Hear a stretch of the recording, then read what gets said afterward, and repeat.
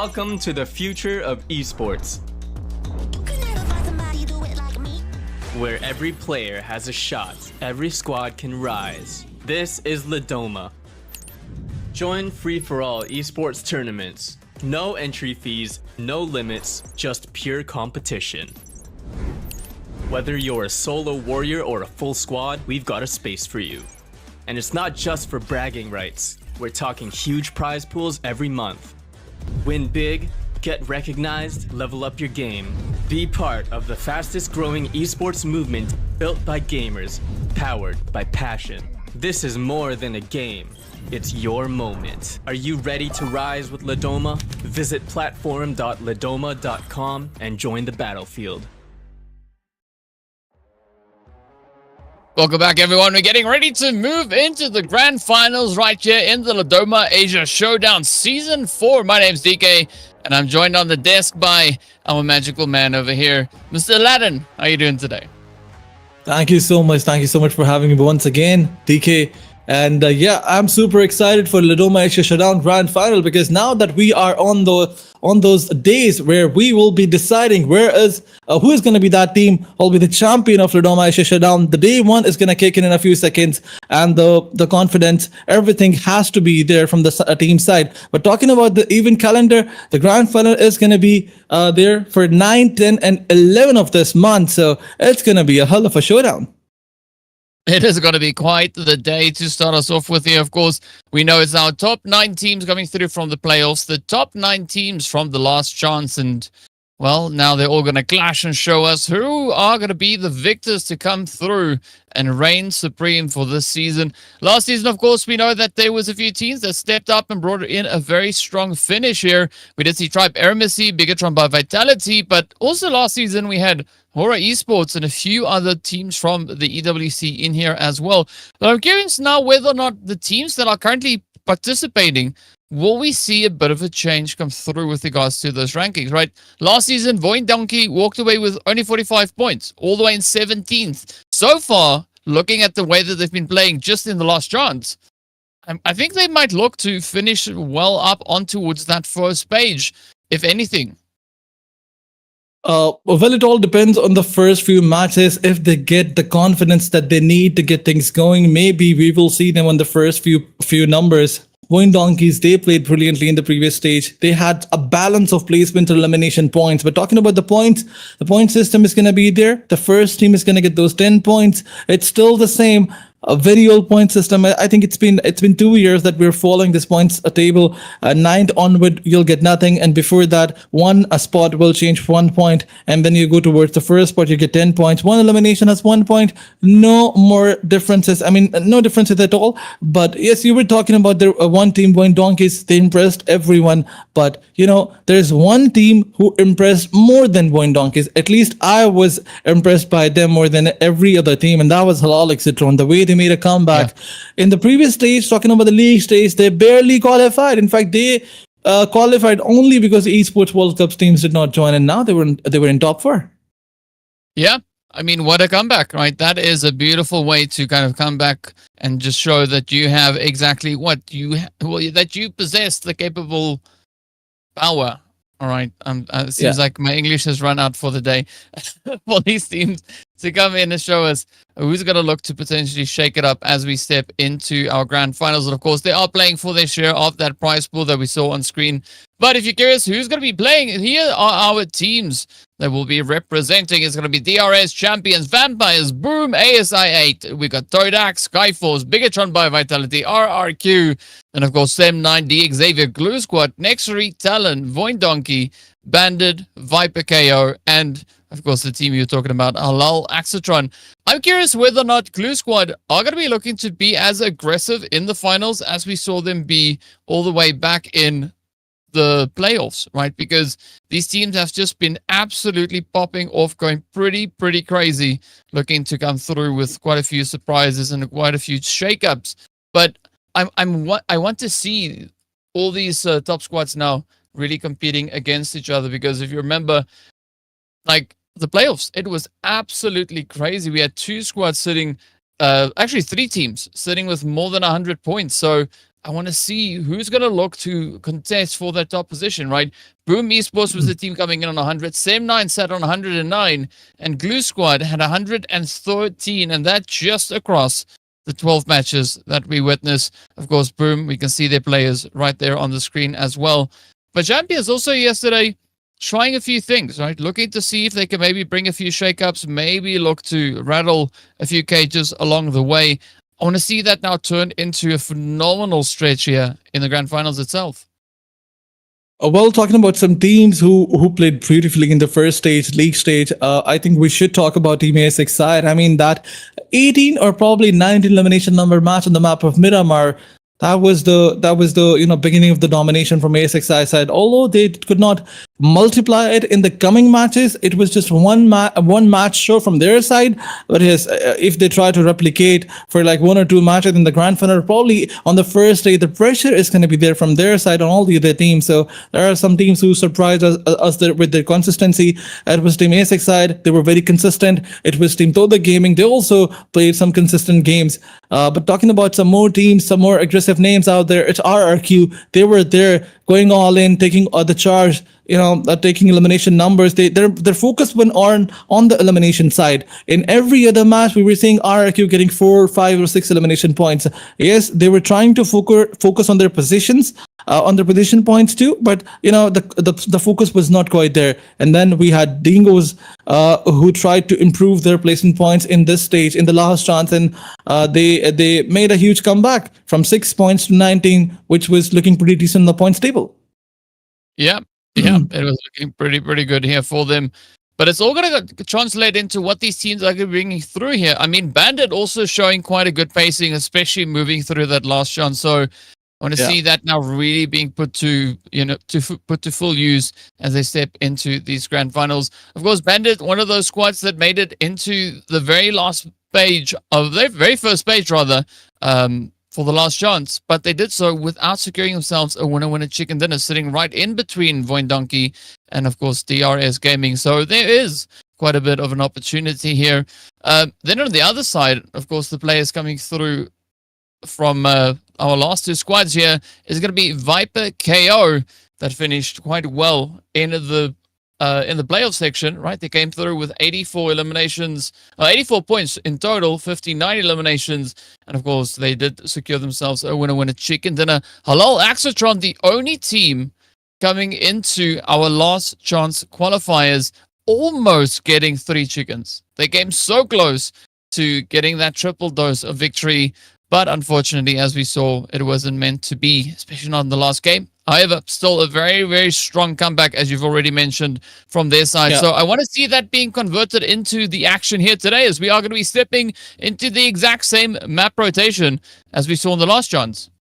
Well, you were talking about the comebacks, VIPERxKO. If you talk about the comebacks, they were also there. They made a comeback from probably the 18 or 19 spot, and they qualified directly to the grand finals. But moving onwards, I guess we have the schedule, and it's going to be still the same that we played on the last day. Rondo is going to be the first map. Then we'll have 3 Erangels, and the match is going to end. In fact, the day is going to end on the maps of Miramar. So yes, the action is going to be there. Although we will miss Sandhawk, the Sandhawk is not here. No more aggressive or super aggressive gameplays, but the teams in this lobby, they love to go for those drop clashes.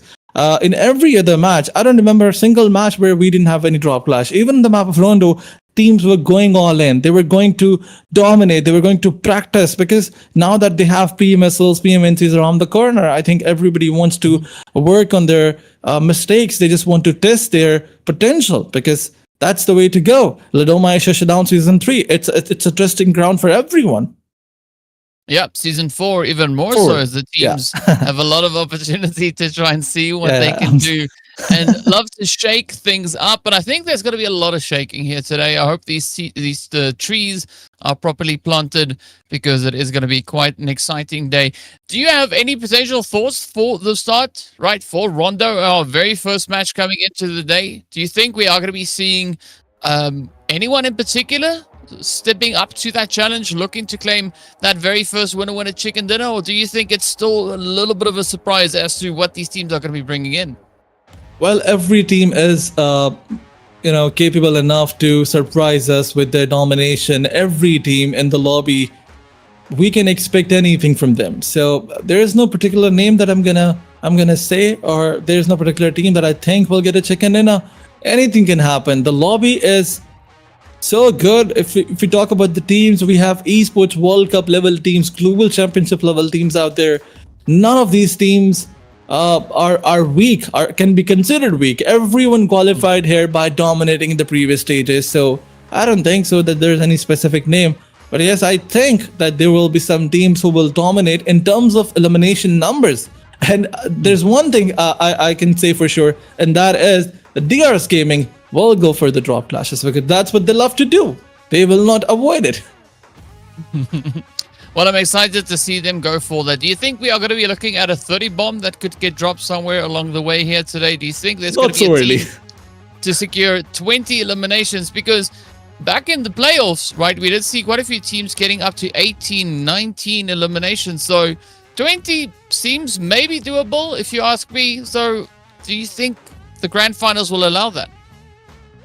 Grand finals is all about pressure. Every team tries to win. Every team plays for the first spot, for the prize pool. So now that the stakes are high, bringing in a 20 or probably more elimination number match is not going to be easy for any team out there. Even not even for ASX side, although they did it in the previous stage. But now that we're in the grand finals, we're talking about the grand finals. Come on, DK. It's not going to be so easy. Every team is going to try hard to give their 100%. Every team is going to have their line share of the prize pool. So, the first match will set up the momentum or the pace of the lobby. But on the other side, there's one thing I want to focus on. Will there be any drop clashes? And if teams will not avoid their drop clashes, then we'll probably see every other team having a drop clash on maybe Miramar, Erangel, and now that we have Rondo, there are some teams who are going for their drop clashes on this map too. So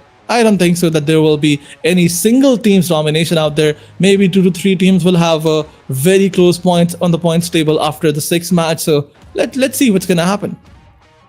Yeah, of course, only time will tell us what will be. So we'll find out pretty soon. We've only seen about 3 squads getting close to those 20 eliminations, but maybe there might be a little bit of an opportunity for that somewhere, right? I mean, I'm gonna go with it might be possible, right? Is it gonna be likely coming through into the grand finals? As you've said, maybe not. But just basing that assumption on the pacing that we've seen come through the playoffs and what we've seen in the last chance, we know these teams possess the capability to do that, but also then I think a counterpoint to that is that the opposing teams possess the opportunity to deny anyone to do that. So yeah, it's going to be an exciting one to see exactly what these teams will have in store for us. I'm curious as to Rondo though, because we've been seeing quite a bit of an interesting playthrough coming up into our match, right? A lot of the time the teams have this tendency to not really use the whole entirety of the map with regards to those drop locations. Yes, the map is pretty large, so it is difficult to get into those far angles as the flight path doesn't really allow for a lot of that to happen. But the teams have pretty much kind of just stayed in the zone, right? They've not really ventured out too far, not looking to change things up all too much. So they stay close and they keep that pressure up. Any idea as to where you think the zone is going to go? I personally would love to see it go to stadium. To be very honest, that's a big area. If it goes towards stadium, we will see probably 4 to 5 teams there with the complete squad. And if it happens, it will be an absolute chaos. But talking about the teams, not going all in on this map, or maybe not going for those rotational fights, I think Rondo is a new experience for some of the teams out there. Or maybe if we talk about competitive, yes, it will be a new experience playing competitive on the map of Rondo for every other team. It's probably their 5th or 6th or maybe their 10th match if they're playing like 2 to 3 tournaments every day, because you'll see it only one time in every other tournament. So I don't think that teams are comfortable enough. It will be they will take some time to adjust, and once they adjust, then we will see all the other rotational fights, maybe some some slam-ins, and maybe they'll try to experience and explore different stuff. For now, they're just trying to get comfortable. But talking about the first match, it's gonna be there, and there we have it, our very first flight path of the grand finals. Every team has been waiting for this moment, and this single line across the map will decide the tone for the game one. We're already saying who's getting to their comfortable drop location and who might not be able to go there. But I think for now, as the flight path is cutting the whole map from the center, everybody can go comfortably towards the drop location. Yeah, and of course we are moving in here with a clean slate, so the teams will have the opportunity to once again show us how aggressive they want to be coming into the first match of the day. The pressure is going to be on to look who can perform at their absolute best. But there we go. The team's now starting to break off. We could have a little bit of that drop clash action now coming through in towards Jaden City, as we've got Boom Esports dropping in alongside another squad. VOIN Donkey also just going to be keeping a very tight watch on that as well. So Razak could maybe come through with a few cheeky trades, and then also right in center zone, you can see DRS there also getting themselves a little bit more situated. I believe that is BTR moving in alongside them. So 2 points of contention coming out right at the start of the match. Absolutely, 4 teams coming up against each other. The drop clashes are definitely there. One on Jaden City. It's RRQ, I guess. Yeah, Boom Esports is there, but BTR versus DRS is also going on. And look at the northwestern side. Teams are definitely going for those top class fights, or maybe rotational fights are also going to be there. Whenever you jump and go towards your drop location, you also see the other teams are probably going towards the closed location, closed drop areas. So, the rotational fights are also going to be there. But the DRS, for now, their focus is to get the loot, get ready for them for the early on skirmish. They will try to do a third party here. They have the elevation. Cyclone is going for the wraparound, but you got to be careful. BTR, if they have an eye on him, if they realize that one of the players is here, they can definitely spot him, take him down, and eliminate him. There will be no chances for revival. But DRS, look at example. Look at the wraparound. This is beautiful by DRS. They can definitely punish anyone. Be it BTR, be it VIPERxKO, but BTR is busy with VIPERxKO. They will take down Lord. And Lord, is he in a comfortable spot? Can he get a revive? I think he's on top of a compound. He can get a revive. He's in the hard cover. So BTR, then they've not decided to charge in. Once they do, they'll probably be punished by DRS because the third party is ready. DRS is having their eyes. They're getting all the information. Let's see how this one is going to go. Now the angle's getting locked down here. BIGETRON by Vitality trying to read the situation here. I did see a few comments in the chat saying that DRS are going to be the only team to qualify. And that's an interesting statement. But now Optimus looking to apply themselves on the edge. Bumblebee coming through with a quick little bit of a trade. Now VIPERxKO also just waiting in the wing. So 3 squads finding themselves in a bit of a hot spot. I like the start. This is exactly what we want to see. The teams keeping the momentum or starting off with some strong momentum. Big about that. ASI8 though, down to a 2-piece, right? They've been feeling quite a bit of a sting coming at the expense or rather at the hand of Bandit. What was that? Oh, a machete finish. Wow. Absolutely. They're just going bonkers over here, but it was not Bandit, it was someone else who eliminated the players of ASIC side. I mean, they just got 1 elimination number, but VIPERxKO in the meantime, they tried to get elimination points on BTR. Yes, they are confirming some eliminations, but BTR, they're also taking that revenge. But it's RRQ versus ASIC side going on here. It's the last man standing, and that is Baby. Responsibility lies on his shoulder. DRS is going to do a third party on that fight. On a different end, it's VIPERxKO versus DRS versus BTR. BTR is on the verge of elimination. They only have 1 man standing, the last man standing. But Baby, his position is compromised. He needs to fall back, and he is trying to fall back. He has an Uzi in his hands, not a very good weapon, and he got tagged, punished, and sent to the lobby. Lapar is not going to hesitate. He's not going to stop. Yeah, unfortunate play there for them. But now it is going to be Kent, the last one left for BTR. Just trying to survive, trying to ride out the carnage. DRS, though, also facing quite a bit of a challenge. So you can see example, just bringing JD back into the fight. Now the rotation is going to come in, but the pressure is not going to back off anytime soon as Viper keep a nice bit of overwatch here. They've been able to deal quite a bit of carnage in the surrounding area. Will we see these shots now come to some kind of a conclusion? DRS down, they go, 2 eliminations up, but the third team to make their way back into that lovely lobby. 18 teams to start us off with, down to 15. How did VIPERxKO manage to eliminate DRS and now they have 5 elimination points? I mean, that's an underdog team from Pakistan that we're talking about. And on one side, it's DRS, the best team of Nepal. But wait a second. Kent was surprised. One more player of VIPERxKO knockout. They had no clue where the last man of BTR is. Now that they have the idea or they're trying to fall back, they have no interest to push forward. They know that it's grand final. Losing one more player is not going to be a good thing, but BTR, they're trying to get elimination points. I mean, even if they get 1 or 2, it will be good for them now that they know that it's the last man standing. But BTR, they will get a response by VIPERxKO knockout. But will VIPERxKO knockout charge in? They have a mini bus, not a good vehicle to push. To use in a push because it's a slow vehicle. All it can give you a lot of cover.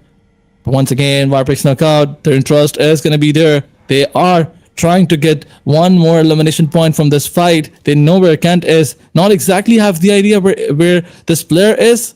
The precision information is not there, but they still want to go all in. But TALON Esports, another team who we saw loves to play aggressive, loves to go all in, loves to get elimination points. That is Team TALON. Akal, Johan. We've seen this guy multiple times getting MVP title, all because he had like 4 or 5 elimination points. So Johan is going to be the most important player for this team in every other fight. Yeah, you want to keep that momentum going. But now TALON are going to be looking to rush up onto Vampire Esports. We did see 1 or 2 of the players there from Vampires just moving up ahead.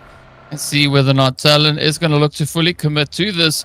Johan and Boysil, not seeing them on this minimap. So whatever happens here to our call needs to be quite cautious. Can't look to risk it all just yet. But up comes that rotation. As TALON now regroups a little bit more towards the northern side here. And an interesting angle to go for. But now the pressure is on the bridge. It's going to be quite a tight spot to rotate across. As you can see, Boom Esports locking it in. Champions Atomic getting picked on up. And this is going to be putting them on a little bit of a back foot. Champions need to figure out how are they going to play through this. Are they going to rush the bridge or are they going to look to play for the upset? Now making an aggressive move forward. Down goes M. And Boom now getting the tables slightly turned on them. Absolutely. Balsa knew that there's only one way that he can revive his teammate, only if he decides to push on that one player who knocked him out. But as he took the player down, the entire Boom squad is going to charge in. That's not what Team C1 Esports predicted. I mean, they had no clue that if Boom Esports is going to do it. But now, Balsa has eliminated Johan. In fact, Yummy Johan. There's Johan in TALON, and then there's Yummy Johan in Boom Esports. Yeah. So, C1, now they're being surprised. They're getting surprised. They're falling back. They cannot face this domination from Boom Esports side. And I mean, falling back is a good idea. It's not too important to go all in a fight. But Balsa was knocked out and eliminated. C1 is down to the last man. It's just Kino. Because the other player was already knocked out. Kino stopped for a second. Once again, trying to fall back. The damage is going to be there. One more bullet. He barely survived. There are still chances that if Moonbit confirms, in fact, connects one more bullet, he can take him down. But yeah, I mean, Moonbit's not going to be happy. He went right under his nose. In the meantime, it's Bandit taking another fight, this time with Vampire Esports. Well, let's see whether or not Boom can get that follow through, as there are more engagements coming through in the feed. Atomic now going to get confirmed as Godless comes in as well. So Kino definitely now having to try and find a way to get out of this, as Boom are hard on their heels. Kino might not make it, but Bonbit, I love this determination, right? Just absolutely committed to ending that one and securing the elimination. Boom, up with 3. Champions leave the match here with their first point on the board. Now the pressure will continue to rise as we are going to be looking at the teams looking to find that next position, moving in towards the zone. Phase 2 is about to close on up. Phase 3 will hit very quickly. But look at this though, right? TODAK moving in. They spot Skyfalls rotating up. Beautiful spray here coming in from, I'll call it Dolphin. But let's see if they can get those shots converted into knocks and then even potentially eliminations. I mean, Skyforce, they knew that there's one team, and still they're trying to get those, cars right from their noses. This is not looking good. I mean, that's the entire plan of doing it was always a flawed plan. But Team Skyforce, they're gonna lose one player.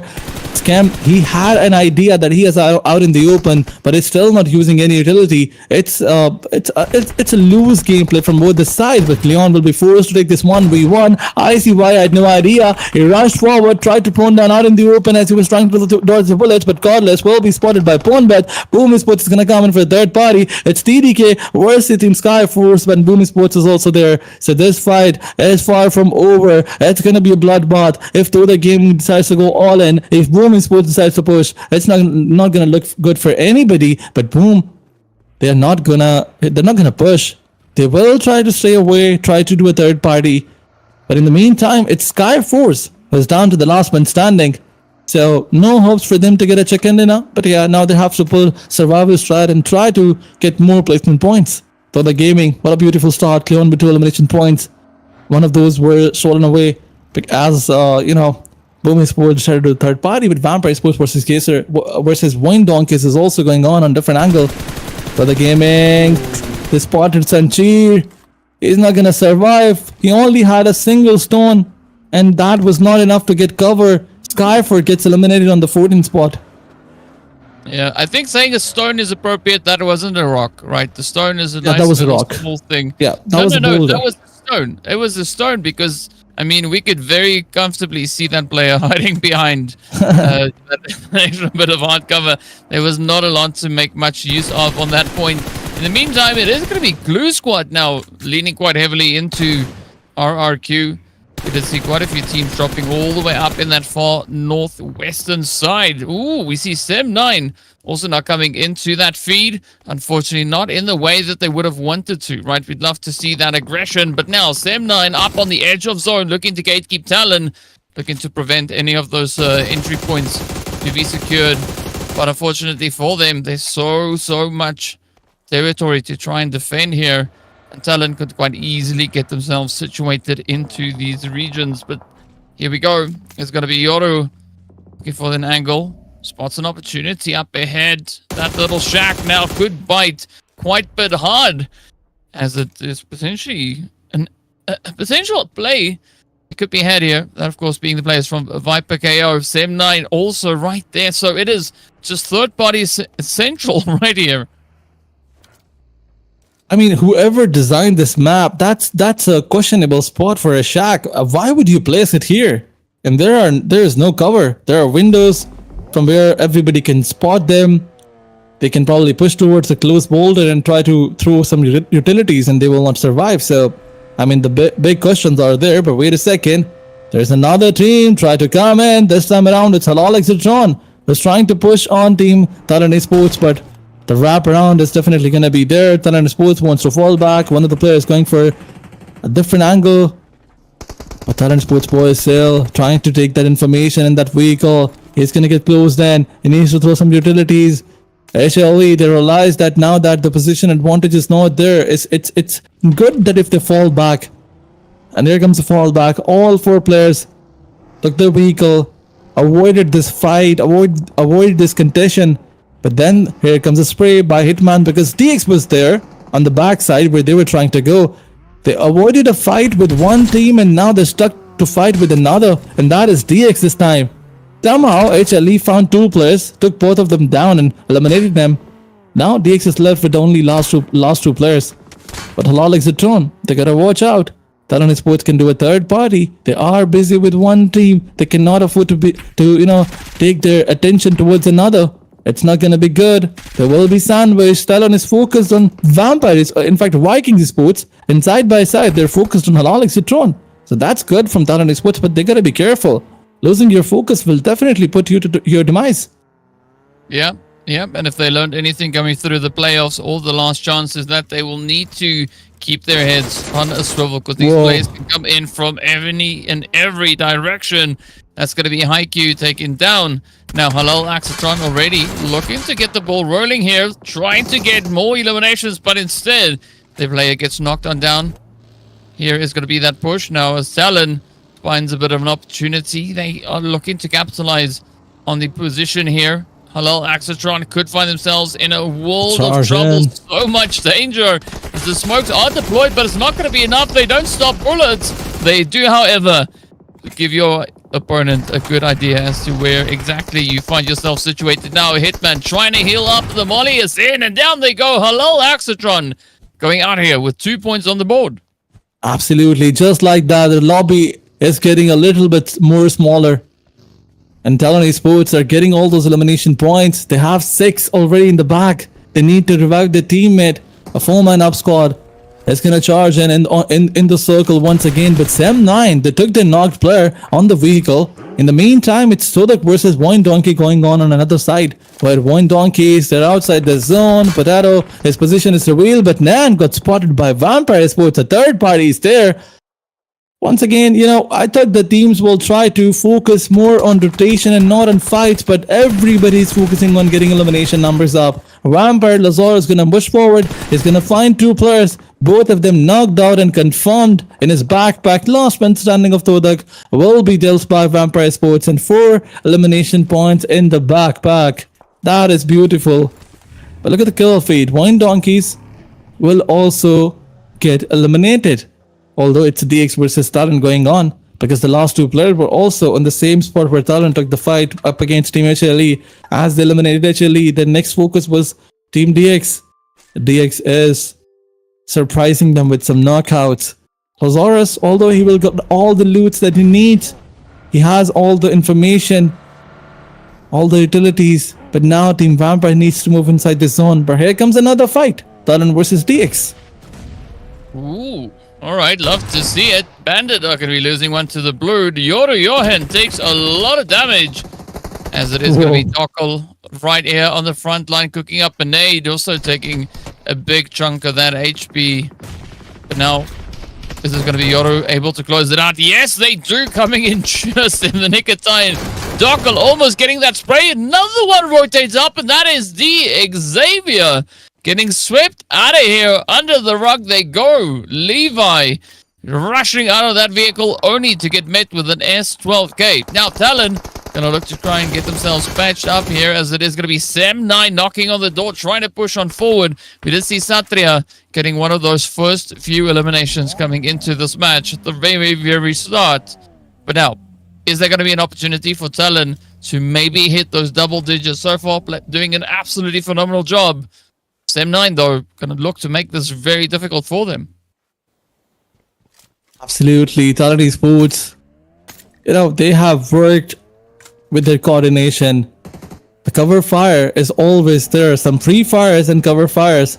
All in all, it works like a magic. So TALON Esports, now that they are on the edges of the zone, they got to watch out. The circle is going to go, and it can go far away from them. Although, I think the next circle is also here. The next challenge for Team TALON Esports is definitely going to be Sam9. And we've seen Sam9 doing wonders in the kill feed. They love to play aggressive. Once they find that momentum that they need to get things going, it will be a little bit hard for everyone to stop them. But Boysel, he got spotted. He was away from his team. That's not a good idea. Playing in such a split where your teammates cannot cover you or they cannot revive you, that's not a good idea. TALON Esports left with the last 2 players. They have 8 elimination numbers. That's a good start. That's a good start of the grand finals. Yep, that's definitely the approach that you want to take here. Hit the ground running, lock in as many eliminations as you can.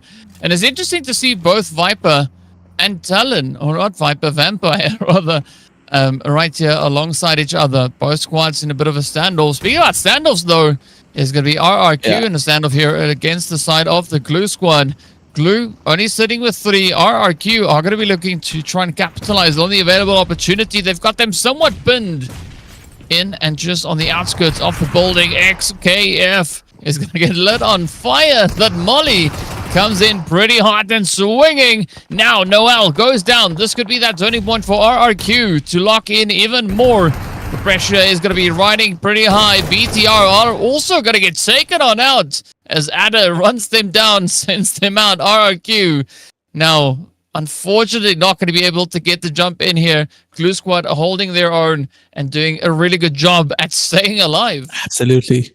2 more teams put to the ground, and BTR is one of them, unfortunately. But Glue Squad, 5 elimination numbers to the back. That is brilliant.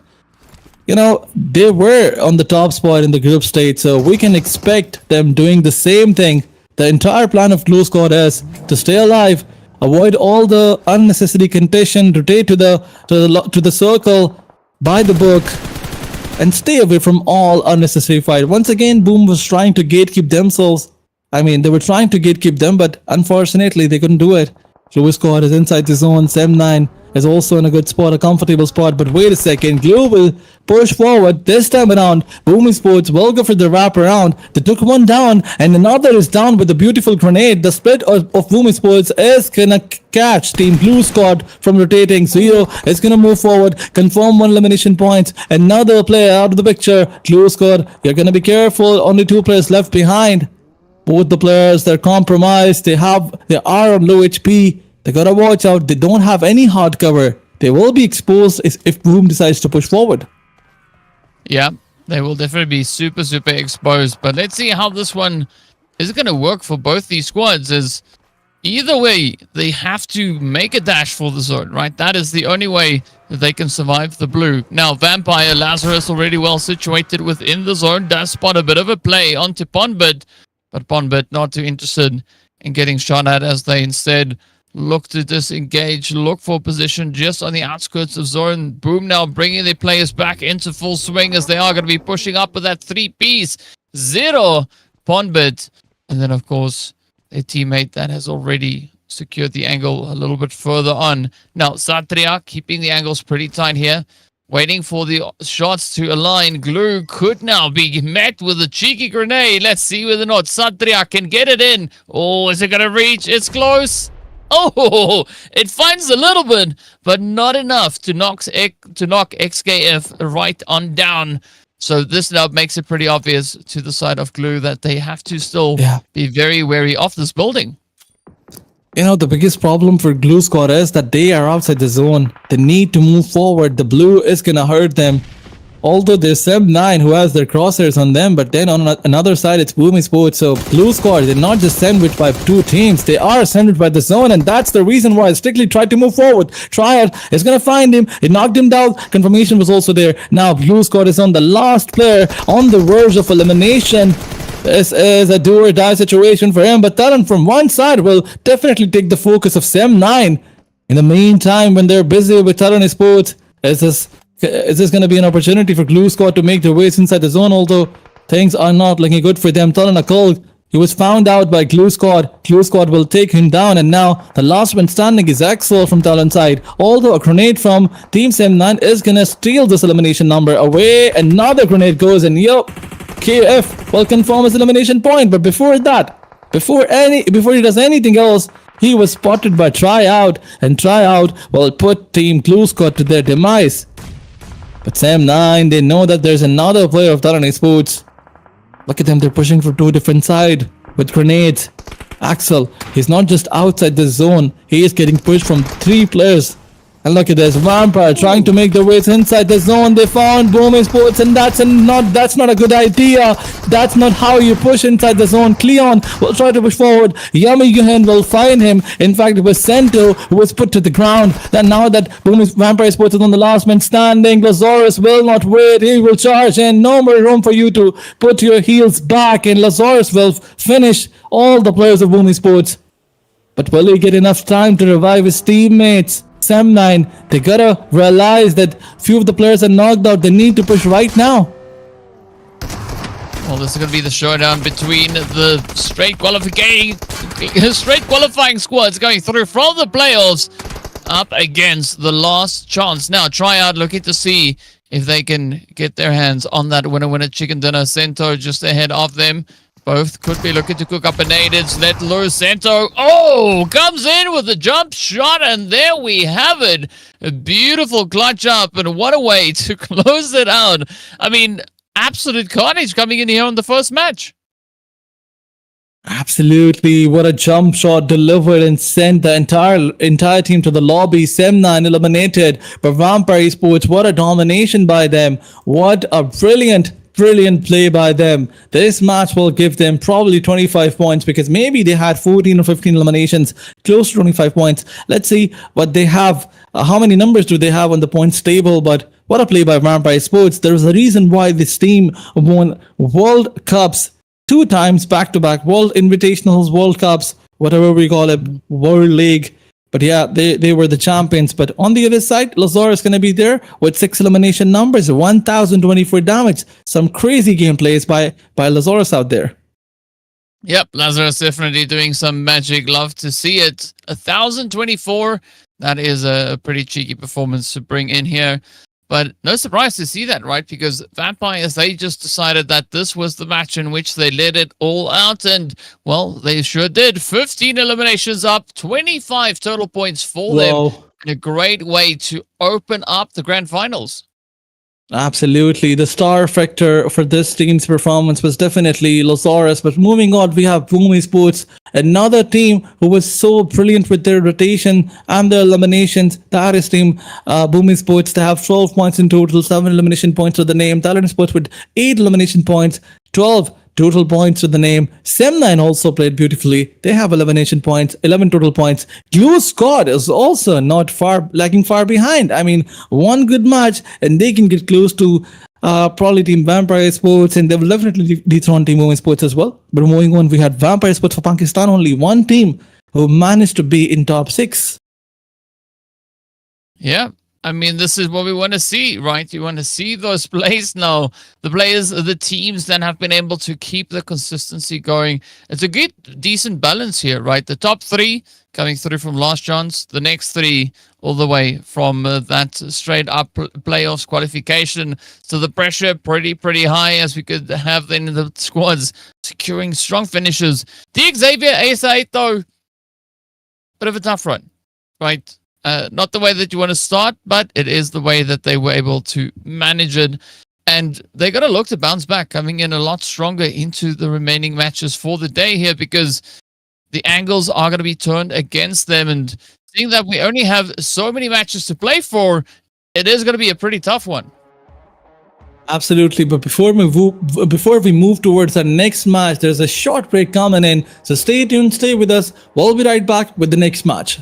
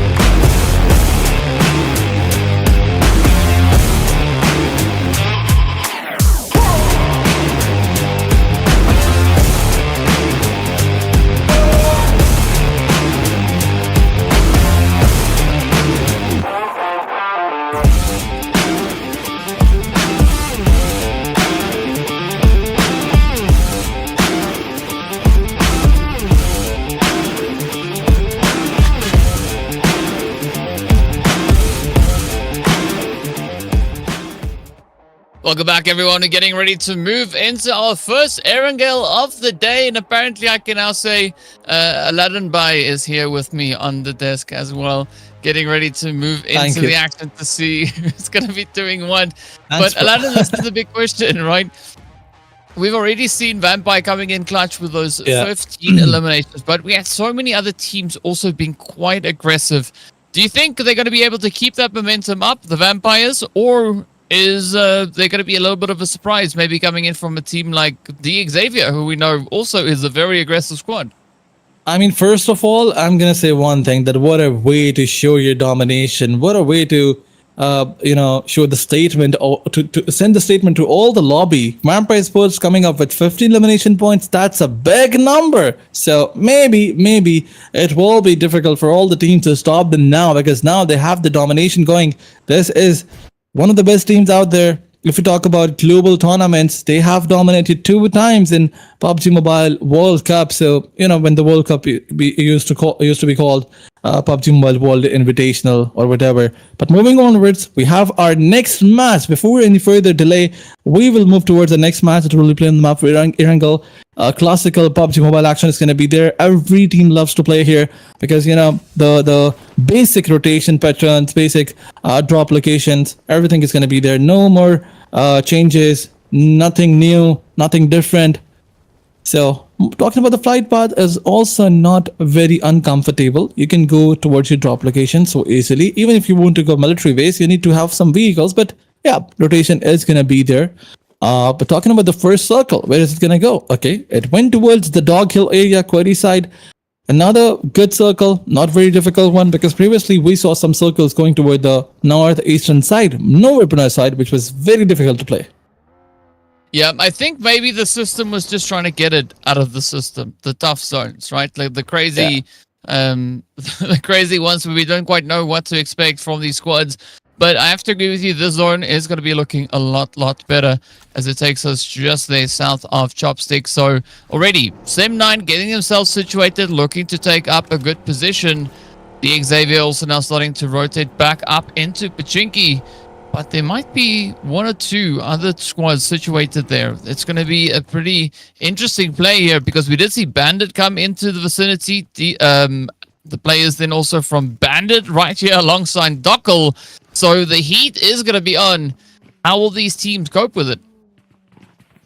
Absolutely. Look at this early on fight. A grenade comes in from Ten Sky's side. Dockel was trying to hook the grenade, but he was knocked out. And look at this. Elimination numbers is also confirmed from Team Bandit. A beautiful start to this beautiful fight where Dingos is left with the last 3 players. But what are they going to do? I mean, look at the position of Dingos on the map. It's not looking good. They're not looking comfortable. Levi needs to regroup with all the other players. They are already 1 man down. They cannot afford to lose another. Bandit, we know the kind of progression this team showed in the previous stage, because they started from 0 and went to hero.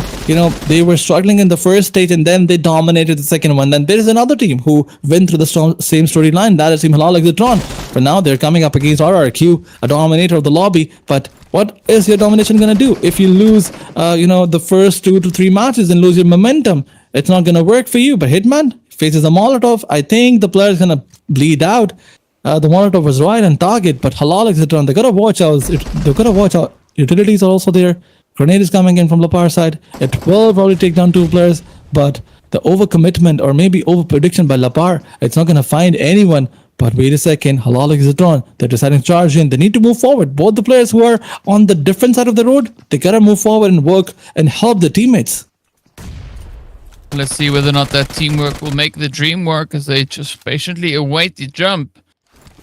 RRQ, though, having a little bit of a tough time here. HALAL XATRON just becoming one with the terrain here, just blending in so comfortably. No, 90-degree. no. Not getting the memo. Instead, getting caught out on the road. A very, very big play. Or big oopsie being made right there. Lapar, though, not going to let this one slide for free. And they'll keep on applying the pressure, looking for the opportunity, the angle in. The HP bars now could take a little bit of a hit here. Lapar wants to lock through.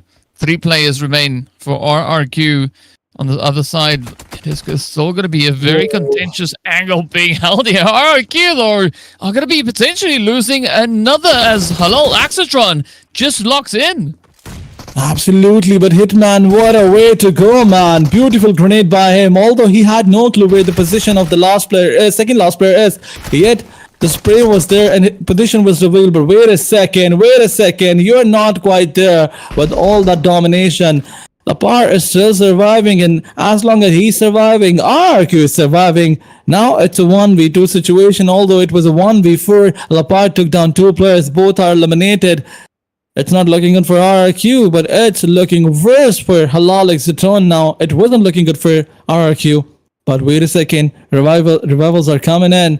There'll probably be 3 men up once again. HALAL AXETRON, they need to find that last player or maybe one more knocked out player. But can they do it? Madcat, he is already low in HP. His teammate is also struggling with the HP. Revival is going to be there from Lapar's side. The player is coming, crawling all the way from the other side. And Team HALAL AXETRON, they're not even going to spot him. And look at this. RRQ, once again, 3 men strong. It's not looking good for HALAL AXETRON. And Hitman, although he played beautifully, the commitment should have been there. Once he took 2 players down, his players should have pushed. They allowed Team RRQ to clutch the situation, and Lapar, he was like, if you give me chances, I will pull off the miracles. I will surprise you. And HALAL AXETRON, I think they've been surprised enough. Yeah. Yeah, but it's quite sad here that all that work HALAL AXETRON has been doing so far has not really turned into good results for them. Instead, it has resulted in their players getting shipped back to the lobby. Look at those boxes just waiting for them. Now, RRQ, they've got a few more boxes ready to go. Will they be able to fit HALAL AXETRON into that? As you can see, the angles, again, looking to be applied. Madcat patiently awaiting that rush to come towards them. Good trade, though. Will RQ be able to pick it up? It's going to be a tough one. Just hoping for the angle. The res could not come through. And again, everything keeps on getting turned against HALAL AXETRON. Now Frosty getting hit here as well. Ooh, but HALAL keeping their distance. Kind of letting RRQ get that res. The nade is going to come through. Will it end the run for them? No, instead. It doesn't find anything, and way overcooked. Or undercooked, rather. Oh, look at that! 90 degrees down, Madcat. Now having the whole responsibility of the team riding on their shoulders. This is going to be a very tough decision here for them to make.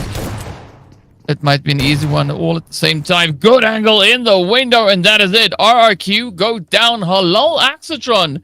It took them a minute, but they eventually got to the point where they could turn that engagement around. Absolutely, but RRQ, what a blunder by both the teams. At one point in time, both the teams were making blunders. But look at the situation where DRS, they're struggling. JD is the last man standing. VIPERxKO knockout, they gotta watch out. He can eliminate your players, but JD, instead of eliminating the players, he was trying to push and find the last one. But Alpha Boy will land the final blows. Now he can revive his teammates. A fight concluded by Team VIPERxKO knockout, and DRS getting eliminated, sent back to the lobby. So VIPERxKO knockout, once again, the credit is going to be there. Even in the previous match, this team was, performing beautifully. They eliminated 2 teams. DRS was also there. So there's this romance going on between VIPERxKO knockout and DRS, because in every other match, if DRS gets eliminated, it's VIPERxKO knockout who is on that receiving side, and the only thing they receive is elimination numbers and DRS. Yeah, that's kind of what you want to do, right? You want to be the one receiving, not giving out those points. But here we are going to be taking a look at that zone, which has taken us a little bit more in towards Gatka, and of course a little bit closer to the quarry side. So an exciting change up here with regards to where the zone is going to be going. But now, how will the teams look to get themselves situated? Are we going to be looking at a little bit more of a terrain clash, as the teams will have to try and squeeze themselves into this? And it looks like those hills towards the eastern side of Quarry is going to be some prime real estate. Glue Squad also still pretty confident up in towards that more centered up positioning here. Now Bandit trying to find a bit of an approach. Sem9 Satria has spotted out Vampires. Mueller is trying to keep that hovercraft safe for the time being, but as the hovercraft goes up in flames, as does Mueller. And now Vampires feeling all the heat, the pressure, the players. They've got only two players remaining left to try and make a difference, but they are not here to assist their squad. Meanwhile, C1, they've been hearing the engagement, and now they could start to creep in, coming in to inspect to see what's cooking. Lazarus is going to try and pull off that res, but it's not looking great here for Vampires.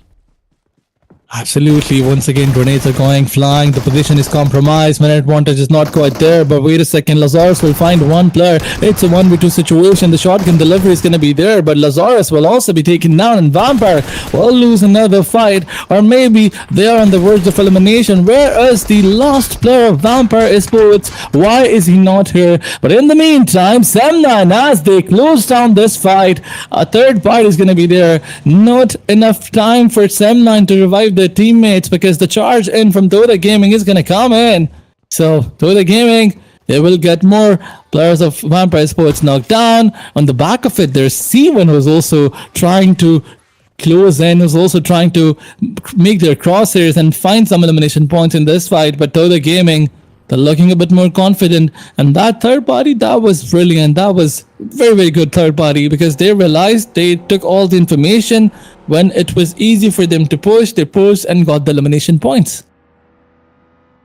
Well, good strategy coming through here. Always got to try and, follow up on as much as you can. But speaking about what you can, the teams can now start to commit to their next phase of the rotation, as the zone will once again lean over towards that western front. So pretty consistent shaping up here. But this is where things look pretty hopeful, I would say, for the side of Skyforce. They have that entire western front to do with what they please. The east is where a lot of the pressure could start to come through. But Sem9 opting for a little bit more of a centralized positioning here. They're going to have to deal with that potential play coming through from the Glue Squad as well. Now looking down to the southern side, Vampires and TODAK heading all the way down to into Primorsk. So TODAK coming up with that follow through as they secure themselves even more points now, sitting with 3 eliminations up. Teams are slowly dropping in numbers. We are currently left with 13 squads to see who will be the one to walk away with that winner chicken dinner. Zero almost getting their HP bar zeroed out, as it is going to be Talon on the defending side. Yumi all pushing forward. They want to try and clutch this one up. Are they going to be able to get the jump in on Talon? I mean, Talon, they've been holding nice and steady. Both Broom and Talon coming through with 12 points into this match. Broom the only one to secure the elimination so far, but will that be enough for them to get the clutch up, as Talon only has a 2-piece? But look at this. Bandit is going to be rocking up right there back on their back end. Absolutely. Boom ESPORTS need to finish this fight as soon as they can because Bandit is ready. They're ready for a third party. You cannot take any players knocked out. But wait a second. Look at the players of TALON ESPORTS. They're going to find Yumi Yohen. They're going to knock him down. But on the back of it, Boom ESPORTS will get the trade. But wait a second. Bandit is also trying to come in. All the fight is concluded here. But Bandit, they will try to charge in. But before that, before Bandit decide to push forward, it's AXETRON who's going to come for a third, maybe a fourth party in Bandit. Look at this, some brilliant grenades are going there. Iron with a beautiful spray. He'll take down another player. And look at this. With a blink of an eye, Bandit gets eliminated, all because Team AXETRON, they were so quick. But Team Boom ESPORTS, this time, they've decided to charge in. And oh my god, a fifth party here. All the teams have decided to push at this one position where now it's difficult for AXETRON to get out from this fight without losing their players, because now at one side it's Boom ESPORTS, on another it's Clue. AXETRON, they gotta watch out. Every rotation will be gatekept by some other team. So now that they're inside the circle, they don't have to rotate from here. But if they want to in any other zone, in any further zone, they gotta watch out. The teams are there to gatekeep you, but Ningos, they're also trying to rotate. They're outside the zone. The blue juice is gonna hurt them, but there is C1 right in front of them. The circle will be there. The next shift will probably leave them outside the zone, but before Dingoes or the last player Bingos try to move inside the circle, he'll be taken down by Champion Esports, and Champion confirming the second elimination point. You know, the entire focus of C1 in this match is to stay away from all the possible trouble. They will play by the zone and will try to get elimination numbers in the last zones.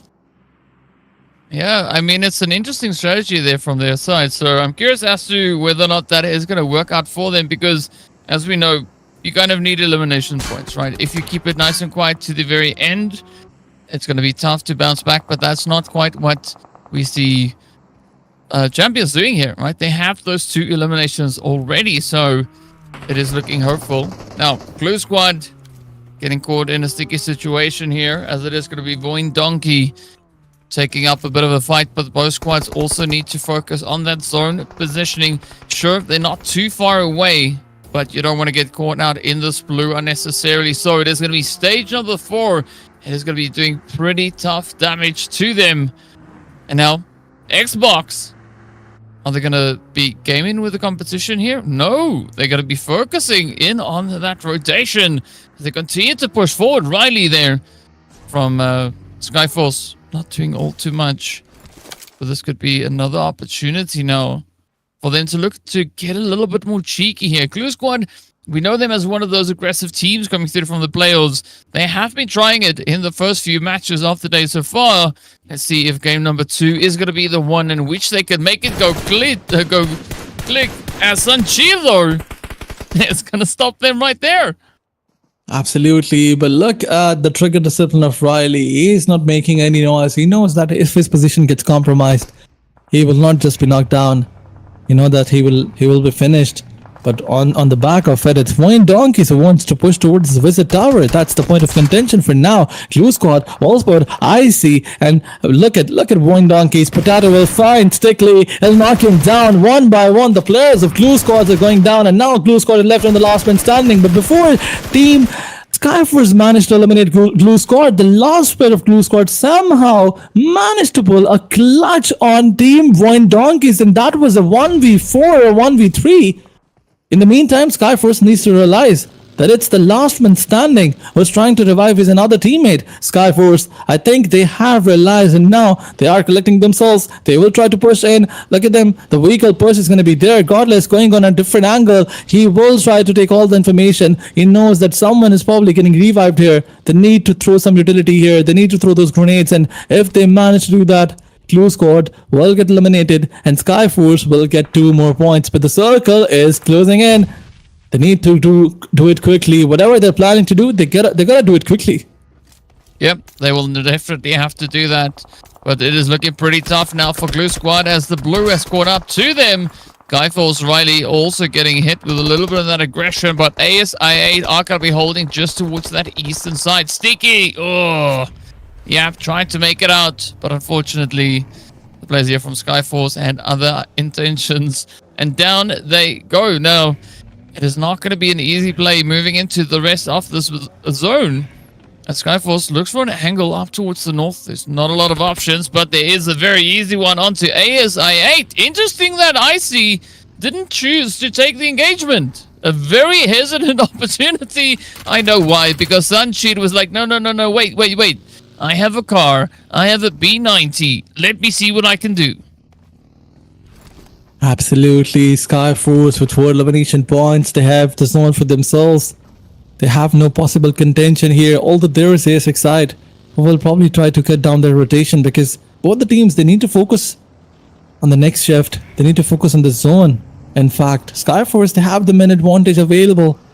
They gotta go for the best area inside the zone. This is the dog hill area that we're talking about, and that's where the circle is. Once again, Godless trying to spot the players of ASX side. The map control is with Team Skyforce. There's no other team available, only one solo of Blue Squad who's on top of that hill. So, yeah, he can create a lot of trouble for you. But if you spot him out, you can certainly push him. But Riley will take cover behind his monster truck. I mean, that's a good idea. Team Skyforce is not trying to overcommit. They're not trying to go deep inside the zone because they know that people are going to try and gatekeep them. They're going to try and settle here. Once the zone move, then probably they will go all in. But here comes another fight. Boom Esports versus Team VIPERxKO knockout. I don't know why do I say that. I don't know why do I say this. I mean, they are from my region, from Pakistan, and yet I confuse them with Vampire Esports. Maybe their tag looks almost the same, but some grenade trades are going in, yet nothing is connecting. No utility being connected. Yeah, it's unfortunate, right? But if you try again, eventually maybe you'll hit a little bit of something. Who also got a hit there was the side of the Glue Squad. 6 eliminations to show for this match. A really good performance. And we've now also entered up into placement point territory. So there will be a lot of available options here. ASI8 also still holding steady. 5 eliminations strong. 2 players up. Let's see if they can make a little bit of that magic happen. The edge of zone is going to be quite contested here with Boom and VIPERxKO. Both wanting to be the one to rotate forward. Wanting to be the team to contest in on towards that quarry positioning here. It's not going to be an easy one, even if they do survive the edge. We do see champions also moving up from that southern side. So a lot of contention now, continuing to build. Teams trying to keep every angle under lockdown. I like this coming through here from champions. They spotted Alpha Boy, but can they follow through? Can they get the jump in on them? So far, it seems like a possible yes. As Atomic comes through with a hit. Bulger also right there on the front line. Atomic really got to be careful as to how they push through this one. Because if they get the jump in onto VIPERxKO, that will open then the gates for Boom to try and see if they can apply even more pressure. Zord also getting ready to move. Is it going to stay over onto the eastern side? No, it moves a little bit more to the west, but actually just centering up on itself. So this will allow for a big continuation on the carnage. Absolutely, with C1 still trying to take the players of VIPERxKO knockout down. The grenade is probably there.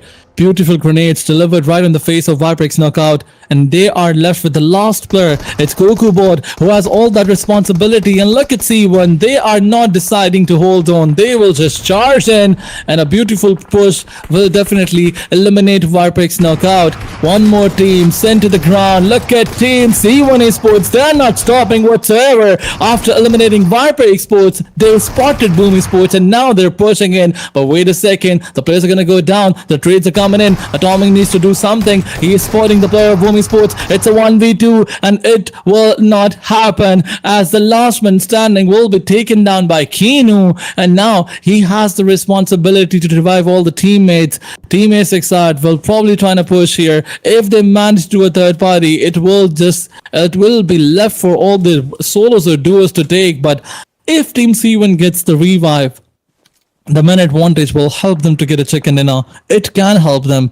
So let's wait and find out if they'll get a revive. But if they will get a revival, but on the other side, it's Skyforce who's on the 2 players and trying to deal with the solos. TDK, it's a 1v2. You gotta watch out. You cannot push like this, and he will suffer. Nan gets eliminated, and so is the hope for TDK survival. Yep, there we go. It is done and dusted now. 4 squads remain. ASI8 on the duo. Skyforce moving through with their duo as well. But you were talking about champions having a good opportunity here, and I have to agree. 7 eliminations, 4 players up. We've seen this several times in the previous games. Yeah. If a team makes it to this late stage and they still have their whole squad in the game, there's a very high chance that they get the victory, that they get that winner chicken dinner. But of course, these duos and solos can definitely look to change that. They can definitely look to play the upset. Let's see whether or not Woo and Iron are going to be able to pull this one off. They are the first line of aggression against Champions Esports. I mean, if only the teams manage to, do a third party on C1, only then they can take them down. Otherwise, C1 will eliminate everyone out there. They gotta find a way to fight with them together. But, teamwork can make the dream work, but they're not teams. There are different teams out there, different duos out there. If they do this, it will not be a teamwork. It will be something else. But here comes the first knock. Godless will find who will be taken down. And now, here comes another knockout by Kinu. So they're definitely trying to eliminate a team, but this time it's not Team C1. It's Team A6I, and down they go. Down to a 1v2v4 situation. C1 have every possibility to get this chicken dinner, even if Riley decides to backstab them, which he will, because Kinu has no idea. Balcha also has no clue. He was trying to go and try to have some loot from the crate, but Kinu will also be taken down on low HP. One good grenade, and it will be over for Kinu. Atomic will definitely try and cover his teammate, but wait a second. He will expose himself, and Riley will take the advantage. C1 and now the player is knocked out. It's a 2v2 for them. But before that, Team Skyforce, Sanchi tries to push. He gets taken down. Riley, responsibility is on him. He's moving in with a shotgun, but he will be dealt with. And Kino will get another elimination point. Not Kino, this time Icarus will get the last elimination point. It's a 1v1 situation. How did the team lose? 3 players, two of them eliminated, one of them knocked out. That's a big question. But now BTR is there. They're ready for a 1v2. But look at this. Look at the player of C1. They don't have any idea where the last man standing is. I mean, Skyforce turned into more of a striking force as they moved in with that duo of theirs right here at the very end. But now, Optimus, in a prime position, spots the play onto Kino. Let's see whether or not Argas can survive this. Will they get that res? Looks like a potential yes. Seeing that there's a lot of ground here for Optimus to try and cover. They're going to be trying to just clear the way on their approach into that rush. Oh, Kino gets spotted. Got to watch out for the speed 90. Not quite sure whether or not champions are going to be able to survive the onslaught, the spray, the carnage. Well, it's the answer is yes. Easy. Just poke a shotgun at them, and it really solves that problem coming through from the P90. Absolutely. A winner chicken dinner by them all because they had the minute advantage with VOIN donkeys. They could have also had a good match, but it was C1 all the way. The man advantage was there. They were comfortable. They knew that this is their match. Although at one point in time, it seemed like that they will get a third party by A6 side and they will get eliminated. But everything worked in their favor. The zone was there, the man advantage was there, and they utilized it to the perfection. Although Skyforce also created a lot of problems for them. But what a momentum shift in the second match by Champions Esports. What a brilliant play. Yeah, a good response here. I mean, it's much better than what we saw in game number 1, in which they got 1 point and then they took that one and made an example out of it, and they got the other one, but that was the top finish in this game, so well played to them. It is going to be BIGETRON by Might. So let's see Optimus to be the MVP for the game, coming through with 4 eliminations and 744 damage. An impressive play here. This shows you what a challenging match this has proven to be. Erangel might be the bread and butter of PUBG, but it is also a very contested map, as these teams have made it pretty evident. I mean, look at this. The highest elimination count that we can see is only 11. So champions are going to be feeling very, very happy about that. Skyfalls also could feel quite chuffed with themselves. 12 points is what they'll have to walk away with here. And of course, their BIGETRON by Vitality coming in on 11. Absolutely. The points table tells you that there were so many teams who tried to get their hands on the elimination points. Talking about Clue Squad with 6, VIPERxKO Knockout, they have 6, Boom Sport 5, TODAK Gaming 6, A6 side 5. So definitely everybody had their fair share on elimination numbers. Everybody tried to maximize their elimination numbers. But yes, there was one team who got the chicken dinner, and that was none other than C1. So a huge shout out to them. But moving onwards, talking about the overall rankings, it's VIPERxKO still on the first spot. Champions Esports are breaching the top 3 with the beautiful winner chicken dinner with 22 points. They have in total. They are on the second spot. On third, we have Boom Sports. Then once again, Glue Squad trying to make their ways into the top 3. They did not have some brilliant games, but there are still 4 games to go. Glue Squad can show the domination in any match. Yep, and that's what we love to see. Those pretty tough contenders now stepping up against each other. But aside from Glue, we have even more squads. Then over on towards the second page, right? XAVIER and NEXORY so far yet to step up and secure those points. Of course, we've not seen NEXORY out on the battlefield yet, but XAVIER, I don't know if this is a tactic from theirs, right? Keeping it quiet for the first few rounds, and then all of a sudden just trying to ramp up the performance, looking to see if they can clutch it out I mean, sure, it does maybe provide you with an extra dose of adrenaline to come through from that. But yeah, it is an interesting strategy. Love to see them really try to double down on the efforts here as they come into our next match. But this is where we find ourselves after the first 2 games. Absolutely, but we do have 4 more games to go. 2 maps of Erangels are left, 2 maps of Miramar out there. You were feeling happy that we have only 5 matches, but now DK, that was the wrong graphic. We have 6 matches, 4 more to go. But before our next match, we have a short break. We'll be right back. Grab your snacks, grab your popcorns. The action is still there.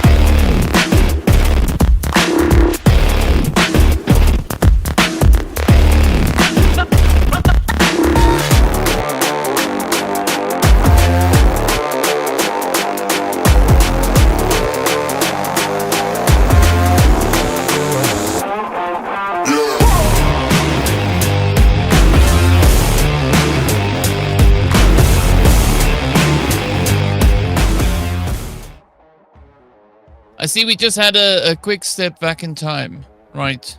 Going to the previous season of gameplay as we are here in the Asia Showdown Season 4, getting ready to move into match number 3, which of course is going to mark our halfway point for the day. So quite a bit has already happened here, right? We did see Vampire Esports coming through with their winner-winner chicken dinners. We did see the players from Champion Esports coming in with their winner-winner chicken dinner. So I'm curious as to who's going to step up. Boom, Glue, BIGETRON, as well as TODAK and VIPERxKO, Skyforce, and Sem9. All of those squads have just been really applying the pressure on the overall standings as well. I mean, you can add talent to the mix. So I'm curious as to how these teams are going to be looking to up that performance, and then what the rest of the squads will be doing, right? Will we see ASI8, RIQ, and the rest of the teams positioned below them on those overall rankings light a bit of a fire here, because they need it. They need points if they want to contest. Absolutely, everybody need points. Everybody is trying to get their hands on the top 3 spots, but you know, the pressure is the reason why some teams are being unable to do it. But everybody wants to try and fight. We saw the first match where everyone was going all in, but now that you can see that teams have realized it's grand finals, you gotta watch out, you gotta be careful, and that's what Team C1 did, and they got the chicken dinner. Moving onwards, it's the match number 2 of Erangel, match number 3 in total of today.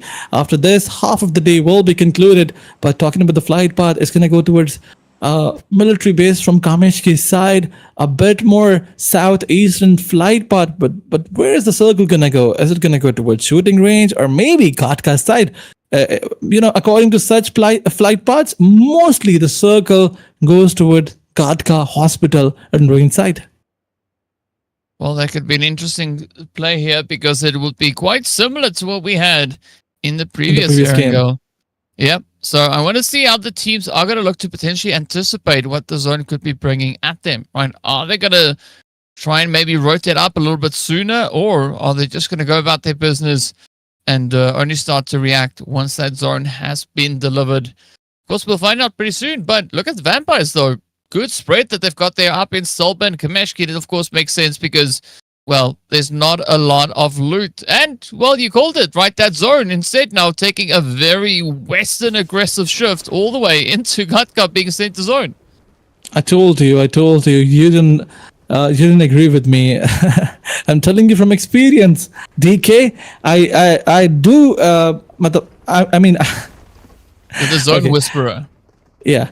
I do agree that I don't have so much experience in English, but yeah, I do have a lot of experience in Urdu and any other language. But moving onwards, the circle is going to move towards the Korean Katka side. But once again, the hot location or the point of contention is going to be the Korea side, the Dog Hill. But let's see how the teams are going to capitalize on this. We're seeing an early on drop fight going on in Pochinki, where we can see Bandit is there. What's the second name? I cannot see the team because the logo of Bandit is on them. So 2 teams are fighting in Pochinki for the drop location, for the hot drop. But then in any other spot, if you look towards Severny, there's no drop clash. If you look towards CRS, no drop clash. In Malta, now that teams have realized that the stakes are getting higher than ever, they're trying to avoid the drop clashes. But once again, Skyforce and TODAK Gaming, they're like, we don't give a thing about anything.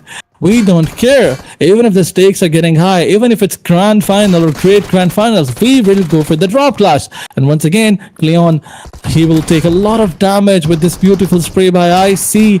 But I see he is pinched down from 2 different sides. It was not Cleon, it was Scam. Will take him down. Nasanchir is the last man standing. It's a 1v4 situation for him. In the meantime, Bandit will deal with DX. But Sanchir, can he capitalize? Can he pull off a miracle? Only time is going to tell. Well, we'll see how this one is going to pan out. Oh, the answer is not very well. Skyforce, unfortunately, they might have been the strike force in the previous match, but this time they are going to be the first one to bite the dust, and, well, the second squad rather, alongside the XAVIER. But for TODAK, this is a good start, right? Gives them a bit of an opportunity. They already had those 14 points coming into this match, and now they could really look to build on that momentum. Look to see if they can maybe find themselves knocking on the door for that first or second place. Absolutely. TODAK Gaming, 4 elimination points to the name, starting on this match with some aggressive fights, getting their drop location for themselves. And I think it's high time that Skyforce realize that this drop clash is not good for them. TODAK Gaming is not easy to push back, or maybe it's not easy to win against them. So Skyforce, they're losing their fights, and side by side, the opportunity of winning this tournament will be lost if you go in a drop clash fight in every other Erangel's match, because 50% of the competition will be played on this map. So you're having drop clashes in 50% of your matches, which is not good. Definitely not good. And if you lose half of them, you will not be able to get any point in how many matches? Half of 4 matches? Yeah, half of it. 4 matches, 3 matches, which is not good. 6. Talking about the top clash fights, it's DRS coming up against another team. This time it's VOIN Donkeys. Only one player of VOIN Donkeys is here, or maybe 2 players, but because I'm not seeing more than that. Well, let's see. Well, there comes the rest, right? The cavalry is approaching, as we can see. Razak just on the side, but not fully committing to the push here, keeping their distance. Maybe there's an opportunity for VOIN Donkey to pull off a quick evac. Are they going to be able to maybe assist on the front line? Ooh, Razak is going to be keeping the pressure up. So, for example, in Killer YT, they will be taking some damage, but not excessively so. And now Cyclone looking to move up. We did see Cyclone kick up quite a bit of a storm in previous days. Will they find the jump onto Potato? They do have the DBS. Oh, unfortunately, Potato coming in with the S. 12k, just faster on that trigger. DRS holding onto the duo. VOIN Donkey now fully sending it up into the building. Oh, and it is looking pretty tough for DRS. Absolutely. VOIN Donkeys is charging, and they're sending all the players to the lobby one by one. Now, example is the last man standing. He was trying to spot the players, but he can do nothing. The last man standing of DRS up against VOIN Donkeys, all 4 players. All the team is charging in. Look at the position of this player. Look at him. He is just holding the high ground. But once again, example in his position is compromised. Everybody knows that he's in the first floor. Utilities are coming flying. Any utility connects him. If any grenade connects him, he will be done and dusted. All the players are going to push together, and here comes the finish. DRS. Down they go on the 15th spot without getting a single point. Look at DRS. They're on the 16th spot with just 3 points. Yeah, I mean, that's a really tough position to find yourself in. It's always so confusing to see teams that you know can perform exceptionally well and that can have really good pacing having a bit of a tough start like this, right? So I'm very surprised with that. I mean, you could even maybe include VOIN Donkey and HALAL AXETRON in that, because we have seen all 3 of those teams situated towards the bottom side of the standings having phenomenal plays, right? Game in, game out. But so far, for the start of the grand finals here, it has not been what they've been able to do. Now, we are left with 14 squads. We are going to be looking up to Everest, where TALON are going to be setting up their nest, waiting to see how far they'll have to rotate once the end of stage 1 has come on through, and stage 2 will kick on in. Well, look at BNDT Sports. Look at them in the kill feed. They're coming up against BTR on this visit tower. They eliminated 2 players. In fact, 1 player. They already have 5 elimination numbers in the backpack. We all know that BNDT Sports, when they decide to charge in, it gets difficult for anyone else to survive. Whoever's in front of them, they will definitely tell them what it means to take a fight. How do you take a fight? They will definitely teach you. But yeah, they lost 1 player in the process, 10 Sky, which is not a good thing. I mean, they have to play with the 3 players, which is already a disadvantage, because we have so many teams with 4 men standing in the lobby, maybe 2 to 3 with their 3 players. But ASIC side, 9 points in 2 matches, not a good number. They also have to get a chicken dinner, or maybe have a 15 or 20 points match. Maybe this is that match where ASIC side will get 20 or 15 points. Or maybe it can be any Miramar, because We've seen this team dominating in Miramar. We've seen them pushing, charging in, getting 19 points. But now that they're getting close to Bandit, are they gonna go all in? Do they have any clue? I don't think so. I don't know. I mean, it's an interesting angle here from their side. I mean, it'd be great for them if they got one of those amazing matches, and if this was that one. Ooh, woo, coming in, finding Vance. The hit is there. Casanova getting dropped on down, baby. You gotta clutch this up. Basel just on the opposite side. No! Bandit though, down they go. ASI8 narrowly escaping. A very quick trip back into the lobby. Look at the map. Sem9 is charging in. They had a clue. They got the information. They heard the gunshots, and now they're going in. They're slamming in. Sem9 versus ASI8. Another potential third party. But look at the kill feed. VIPERxKO knockout got eliminated by Boom Esports, and Sem9 getting in this fight with some beautiful grenades, and on the back of it, it's TALON with a third party. They're becoming the savior of Team AXETRON, but is AXETRON gonna survive this? Is TALON gonna decide and push and charge in? They are already taking the players down, but AXETRON, they'll probably get eliminated because who is bleeding out? The last two players left standing. They have 3 elimination points. This third party from Sem9 was not that good because they did not get any elimination here. In fact, they lost one player in the process. It's like that situation when you walk into a wall in the dark, right? You thought you're going somewhere, but actually it ended up going nowhere, right? That's kind of what happened here with Sem9. Unfortunately for ASI8, they lost 2 players, as you said. So this does complicate things a little bit more for them. It's going to be making it a little bit more challenging for that winner chicken dinner to maybe come their way. But now look at this. Champions, though, in RRQ getting right down to business. Lapar and Nuga, they will have to try and clutch this one out. Absolutely. 2 players down. Nuga and Lapar, the last 2 players standing. But look at Nuga. He is so far away from his teammates. I mean, Lapar is going and he's gonna try and get him, but are they gonna rush back in time or not? Because C1, once they revive their teammate, they will definitely try and charge in on you. But here comes another team. There's a third party. Boom is also here. A grenade was thrown, and RRQ, the vehicle is right on that grenade. But RRQ, this brilliant or maybe a pathetic move by them is gonna leave them or eliminate them from this match. Here comes another third party. Seems like this is the match of third party. Wherever we see a fight, there's a third team who tries to go in, tries to get some elimination points for themselves. This time around, it's Boom Esports who will try to put some trouble on Team C1. But C1, as soon as they realize that there's some other team, they just hopped on their vehicles and left this situation. Well, if you see one, you got to take the engagement, right? You got to try and see if you can maybe play on those third parties. There's going to be a big opportunity for that, especially looking up on towards the north. And again, we are venturing into the Quarry region. Glue and the players there from HALAL, AXETRON already getting themselves situated. So you can see Champions now trying to push into Quarry as well. But up in the north, still many squads looking for a spot to call home for the time being.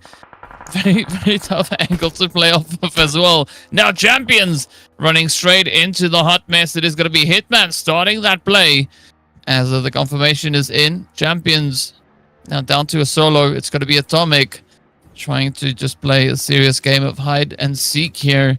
Not quite sure if anyone will find them, but they very well could. Glue Squad trying to lock Quarry down. It is theirs. They were here and now they want to try and just assert their dominance.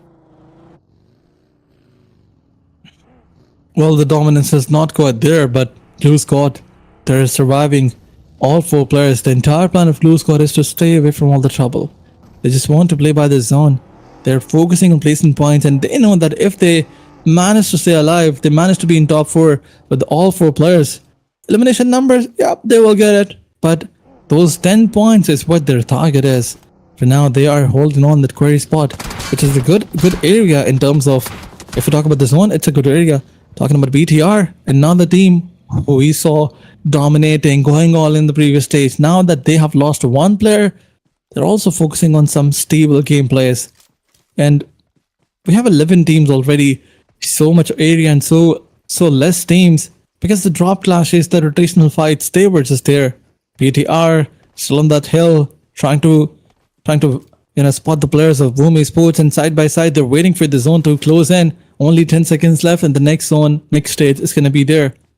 BTR, they'll probably be forced to move inside the zone because I think the circle is not gonna come here. It's not gonna shift here. Yes, the circle is gonna go far away, and now they are focusing on a rotation. Well, some pretty tough rotations still to be had. Glue now just looking to expand their reach up into that quarry region. TODAK is going to be moving up here, just on that western side.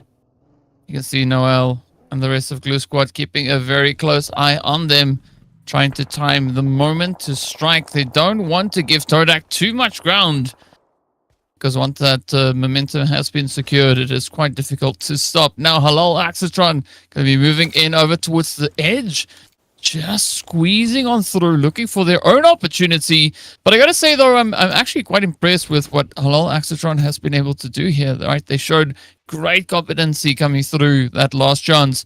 Today, trying to keep that same kind of approach going here with the teams. They have other ideas. ASI 8 also squeezing up into Quarry, and again, not a lot of options to play off of here.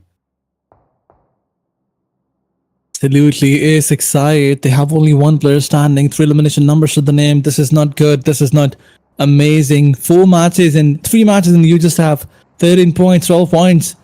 You gotta work harder. This is grand finals. You gotta aim for the top spot. This is not the qualification round where you can be in the top 8 and still qualify. That's grand finals. You gotta show your grand performance.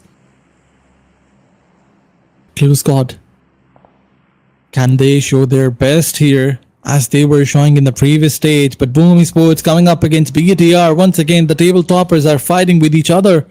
BTR, the slam is going to be there by Boom Esports. Now that they took one down, they have decided to charge in. On the back of it, it's VIPERxKO who will be coming for a third party. And look at Boom Esports. The split is not that good, but yes, good enough to confirm the knocked player. Good enough to take the elimination point in the backpack. Are they going to charge in? They'll probably spot Kent as well. The position was compromised. BTR's players are out in the open. Why would you play out in the open when you have some compounds to play in?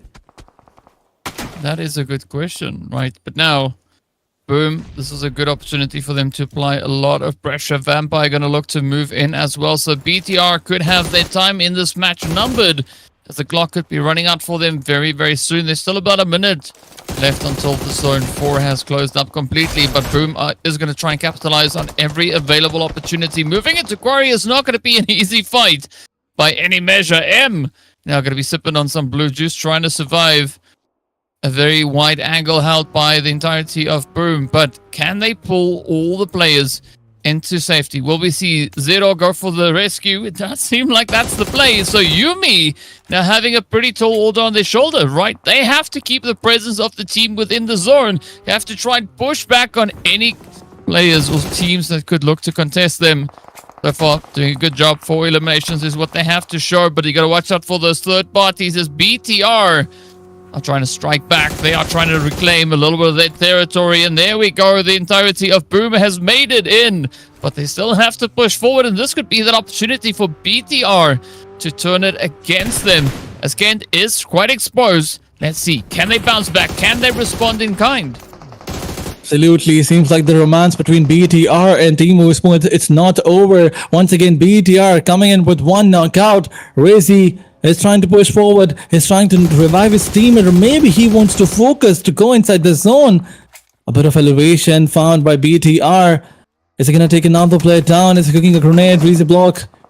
He's gonna be found by VIPERxKO. Vampire decided to charge, and in the meantime, a third party is gonna be there. Sam9 is also there. What's going on? It's Boom versus BTR versus Vampire versus Sam9 and Zero. Look at his position. It's gonna get compromised, and in the meantime, Vampire will go all in. Boom Esports is done and dusted. Another team down the ground. But Vampire, the next challenge is gonna be the last man standing of BTR, and then they have to fight with Sam9 as well, because they're also coming in. Look at this. Miola, he had the position. He had the idea about the last man standing of BTR. In the meantime, it's VOIN Donkeys who will do a third party. make things easy for Team Vampire, but they have to revive their teammate. Vampire will be a 4-man ops force once again, but here comes another spray by Miola. Maybe that was a bait. That was a perfect bait. Sem9, what a beautiful spray. Yep, you can't really fault what we see happening right here. Sem9 just locked in. They want to claim the North for themselves. Vampire's having a pretty tough time here. But for Sem9, it's not necessarily a guaranteed play, as we are looking over to what their rotation will be. They still have the full squad up, so they can still cause quite a bit of carnage and mayhem. But I like that setup coming through from Glue Squad up on the hill. Could be quite the advantage to try and play for. But look at this, Sem9 now getting aggressive as they look to full send it. The full squad rolling up. Sem9, they are in it. But will they win it? So far, the knocks are there. That is Cento down and Vampires out. Sem9 locked down control of the eastern side. Absolutely. Team Vampire Esports gone in an instant. What a beautiful push. But wait a second. It's TODAK Gaming coming up against Southern Esports. Another fight between the dominators going on. Some beautiful grenades were sent. Nan winning his 1v1. Now the confirmation is going to be there. He has so much loot that he can enjoy. But, you know, they have to focus on all the other players too. It's a 3v3 situation. The zone advantage is with them. They gotta use those utilities inside the smokes. The zone is gonna push them. Look at Johan. He's outside in the open. The grenade is gonna go. TALON Esports, the players are compromised. From one side it's Glue Squad, and from another it's TODAK Gaming. The last man standing is Boycel, and a beautiful spray will shut him down, and down they go. TALON Esports gets eliminated. TODAK Gaming confirming 7 points, and look at Nan getting 5 points. The domination is there from him, but VOIN Donkeys, they realize that there's a team, and now they've decided to do a third party on them. 9-9 looking pretty good on this front here. Now, TODAK trying to bring their numbers back up to even, as it is going to be Dolphin just on the edge. That blue nipping at the heels. A very tight spot to be in here. But now, the hard work comes because they have to find a way to rotate back towards that eastern side. VOIN Donkey looking pretty good here. 6 eliminations up already. Our second most aggressive team, but this could be that opportunity for VOIN Donkey to fly up all the way from 15th, well into that top 9 slot. But the place to play for is going to be well within the top 5, right? Because that is where you're going to be finding your share of that prize pool. Now, Sem9 tryout. Looking for a few angles. HLE right here alongside them, so there could be another crazy engagement coming through here. But HALAL, AXETRON going to try and keep it nice and steady. Wait for a lot of the pressure to be alleviated before they try to assert some kind of a position here. But good awareness being shown here by Satria and the rest of Sem9. Right, they spot out so many opportunities. VOIN Donkey, they're going to try and move. This might be quite the risky decision. As you can see, Potato now getting peeled back. The HP bar starting to drop out in the blue. Up in flames. Hitman locks in and up they go. Sem9 could also sneak in a few cheeky trades. Seems like HALAL AXETRON, they found their momentum. They found their peace, because look at their position. Look at the split. That is beautiful by them. For now, they don't have many elimination numbers. Only 3 in their backpack, but this is enough. They can still get more. Maybe get 5 and 6 more and get a chicken dinner. HALAL AXETRON, they want to start the domination in this grand final, but VOIN Donkeys are pinched. Look at their position. They're getting damaged. They're getting tagged one by one. The players are getting low in HP, but a beautiful spray will take down 6-9. And a trade spray from Glue Squad will also take down the players of VOIN Donkeys. So they're getting third party from 2 different sides. But Mad Cat, you gotta revive 6-9 as soon as you can, because VOIN Donkeys, they need to move inside the zone. They're gonna charge in once again. Look at Gazer. He is already inside the zone. The compound is secured, and now his teams are gonna follow. Some beautiful smoke cover is gonna be there. In the meantime, the last 2 players in rotation, they had the best vehicles, but yes, the rotation was not there. The confidence that they needed to rotate was not there. Maybe if they had used them directly inside the zone, they could have survived. All 4 players could have survived. But HALAL AXETRON, wait for them. They're coming in with beautiful grenades. The smoke was there, but you cannot push like this. You cannot go like this out in the open. because there are some more teams who can probably challenge you. But one grenade is gonna hit right on the face of Gazer. He's knocked out. One Donkeys is left with the last man standing. One more grenade goes. Elimination number is confirmed. And now one Donkeys is the last man standing. But HALAL XAVIER, no one is being able to spot them. Although they're getting out in the open, they're taking the risk, but still they're not being punished. Yeah, I'm confused with that too. I mean, like, how can you run back and forth like this and nobody punishes you for that decision? Now, Razak gonna try and see if that if the utility can reach all the way through. Meanwhile, HALAL AXETRON, they have to decide how they're gonna look to push up here. Are they gonna try and climb up onto the hill, or will they stay down here on the lower ground? You can see Baby just up ahead there from ASI8, also just trying to become invisible. Not quite sure how much they'll be able to succeed at that, but ASI8, they do have 4 eliminations. Glue Squad right there alongside them is going to try and keep it pretty contentious. Sem9, HALAL AXETRON, the only 2 squads coming through with 4 players. So we could be seeing quite a few interesting strategies getting utilized here by them. Baby becoming one of the terrain. Oh, but VOIN Donkey, they will become one with the lobby as they get traded off 6 eliminations to show. And of course, the placement points to go along with that. Final showdown is here. Will we see ASI8 maybe still clutch out a few additional points? Not quite sure. HALAL AXETRON, though, is going to be feeling quite a bit of a hit here, as you can see those HP bars just drastically dropping on down. Sem9 now. Going to look for a quick little bit of a reposition. Yeah. Glue is going to pressure them over onto the northern side of zone. Absolutely. The position advantage is definitely with Sem9 because they have the best or maybe the closest to the center spot. With Sem9, you got to have those vehicles in cover because there are 2 teams on 2 different ends. Both will try and push forward. Both will try and make you a sandwich. And if it happens, you will not be able to survive in this location. So they're gonna fight on 2 different ends. On one side, it's Team Glue Squad, and on another, I think it's HALAL XAVIER, and HALAL have decided to charge in. Look at Hitman is coming in with all those beautiful grenades, and we have seen this team doing wonders with grenades. They are so good with the utilities. HALAL XAVIER, once they decide to charge in, they never fall back. And I think they are trying to push here. Or maybe Sem9, before Team HALAL XAVIER finds a good spot, maybe they can push them back with the grenades. So yeah, grenades are going in, utilities are being used. No one is deciding to push, everybody's waiting for the zone. Now that the zone is now that the zone have moved forward, it's Glue Squad who needs to push forward because they don't have the zone. Although HALAL XAVIER have the edges, Sem9 still have the good spot, but Team Glue Squad, they need to move inside the zone and the play area is going to get restricted for them. Yeah, they've been dormant for a good while, right? They've not been able to secure a whole bucket load of eliminations, at least not just yet. Noel coming through with the bow up on the top there.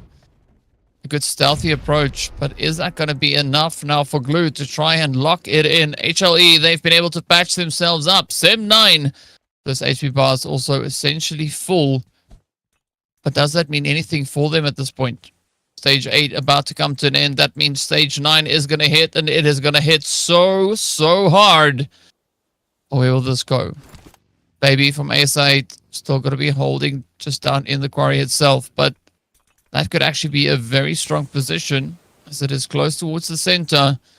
And there's not a lot of, well, angles really for all these teams to try and take position onto. Yeah.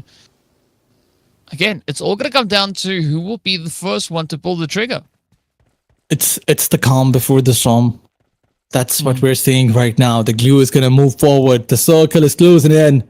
And now, what are they going to go? Where are they going to go? What are they going to do? Are they going to push in Sem9? Are they going to wait and, you know, sip on the blue juice? Or are they going to charge in towards HLE side? Although HLE is so far away, they have the circle for themselves as a solo.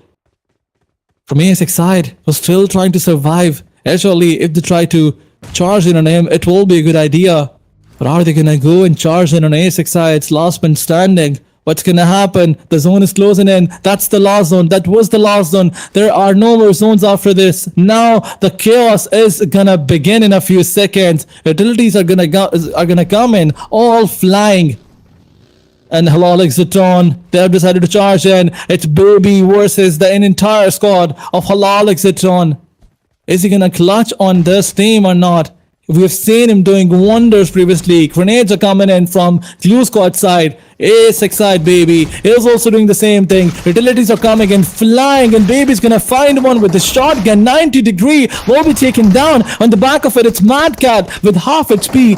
You gotta watch out. You cannot push him in. Baby, if he clutches the situation, it will be miraculous. It will be a demise for HALAL XAVIER. We have seen this guy doing wonders. Zone is pushing from one side. Baby with the grenade comes in and he pushes with the shotgun. He finds another player. It was a 1v1, but here comes a spray by Glue Squad. No more plays from HALAL XAVIER. It's the last man standing, and on the back of it, it's M9 versus Team Glue Squad versus the last man standing of Team HALAL XAVIER, but he will be dealt with. Once again, back to the last situation where it's a 2v1 and a grenade is gonna come in on the face of Neo. It's a chicken dinner. Not by Glue Squad. Yeah. Insanity. I mean, this quarry finish was just absolutely crazy. But well done, well played. Sem9 coming in clutch here. Locking in that winner chicken dinner. And what a turn of events it has been, though. I mean, Glue Squad, they just looked so good, right? They've been up in that quarry position for the longest time, just holding in that angle. But Sem9, they've just been able to kind of muscle their way up into quarry position. But you got to give it up to Baby from ASI8. That was a phenomenal defense, right? Causing so much carnage there onto the players from HALAL XAVIER, and gotta love to see it. But it is going to be Noel, all the way from Glue Squad Esports, coming in with a very strong finish. 6 eliminations and 739 damage. Again, I'll say it. I love these outfits that they have, right? The shirts, Power Rangers like Power outfit. Rangers. Yeah, I love it. It's amazing. Yeah. I mean, the pattern is there, the color combination is there. So, yeah, they are the Power Rangers. I mean, in the previous match, the way they performed, they had good amount of elimination numbers. They didn't get the chicken dinner, but it's okay. It's all right. They have a good 16-number match, and that is brilliant. That is enough to place them in the top 3. But then Sem9, what a beautiful show of skills by them. I mean, in that situation where when they were pinched between two teams, HALAL XAVIER on one side, and then we had Sem9 on another. How beautifully they pushed back HALAL XAVIER, and the push on ASX side, Baby, was also a blunder. They could have thrown some utilities and eliminate him, because that was the closest hurdle. It would have been an easy chicken dinner for HALAL XAVIER if only they'd managed to eliminate Baby, because Baby, before he was taken down, he knocked 2 players. He probably knocked 3 players. Yeah. He almost got the 4th, but if it wasn't for that off-angle play coming through to just close it out, it could have turned out so much differently here. But well played, though. I mean, TODAK coming through with 10, HALAL coming through with 10. And then, of course, we've already spoken about Glue Squad and Sem9. The rest of the lobby also coming through with strong contributions, right? ASI8, Baby, surviving up until that late stage, is going to secure 9 points for their squad alongside VOIN, Donkey. But look at this Glue Squad now getting themselves situated back at the top yet again. Sem9 hot on their heels, jumping up 7 positions into that 2nd slot. And then we also see ASI8 and HALAL XAVIER also really capitalizing on this last glorious match. Those points going a long, long way. Absolutely. With this momentum, Glue Squad, they could just run away with the leaderboard, but are they going to replicate this performance in the coming matches? We're just done with the half day. We have 3 more matches to go. 30 points by Sem9. As you mentioned, what a big jump by this team. They're also performing once again. Although they were under pressure, they had 2 teams at different sides, as we mentioned. But moving onwards, Champion Sports will not get a good game. Boom Sports also struggled in this match. ASXI joining on the first page, and HALAL XAVIER also joining in the first page on 8th spot with 5 points jump. Although, if you look towards the points, not not the amazing number that we talk about, but still enough to keep them alive in the competition, because it's not too bad. The competition is still not over. The top spot is on 32 spots, so you just need to have a chicken dinner, and maybe you can jump from 7 to the first spot if you get good elimination points. Yeah, there is definitely opportunity for that to come through here. But I like what the teams are doing so far. I mean, Bandit moving up as well as VOIN Donkey. Again, the points not anything to write home about. But still, it just shows you that the competition is still pretty tight, even though we are 3 matches deep. So there's a lot of change that could be coming through in the remaining 3 matches of the day. And it's all going to come down to how these teams look to apply themselves and those strategies as they step forward. Because, I mean, the XAVIER, though, having the most surprising performance so far. Only 1 point in the past 3 games. DRS also only 3 points in the past 3. Something's got to change, right? We want to see these teams unlock that insane aggression yet again. And I want to see some pretty tough plays and challenges being applied to the top of the leaderboard. I mean, not just DRS, but talking about Team Bandit, RRQ, all these teams are struggling. Even VOIN Donkeys. I mean, when the day started, we were talking about VOIN Donkeys getting on the first spot as they were dominating in the last stage. I mean, in the last chance, it was VOIN Donkeys getting early on aggression, early on elimination points, and now they were unable to get their momentum in the first 3 matches. Will they be able to do something like this in the next match, or maybe on the maps of Miramar? Only time is going to tell. Let's wait and find out. But I think we have 3 matches left, and before we head on to our next match, it's time for a short break. So I just want to confirm this from our producer. I think the break can still wait. Yeah, but before we hop onto our next match, and before we move towards the break, what do you think what's going to happen in the next match? Is VOIN Donkeys or anyone from the bottom spot, are they going to make a comeback, or do you think that it's a no or a difficult situation for them? I think they should, right? The question of whether they will, that's to be determined, right? I don't quite know, but the statistics show that there is a chance for that, right? I mean, TALON Esports could also just decide, you know what, let's go for it. Skyforce, they were trying a little bit. We saw that back in game number 2. Game number 3 tried to convert that into a little bit more aggression, but unfortunately, they weren't really able to capitalize on as much of that, right? Instead, they got taken out really quickly. So I like what Skyforce is trying here, but let's see whether or not they can try and do a little bit more as, we'll break right into the action as we are hopping into game number next. It is match 4. It is going to be our second to last Erangel for day number 1 right here in the grand finals on the Leoma Asia Showdown Season 4. Well, there are no more breaks, and there we have it, our 4th flight path of the grand finals. Every team has been waiting for this, and moving on towards the flight path is going to be a cornered one on towards that southeastern side. The circle. Do you want me to predict circle once again, DK? If you can, let's go. Do you want a precise prediction or a just okayish prediction?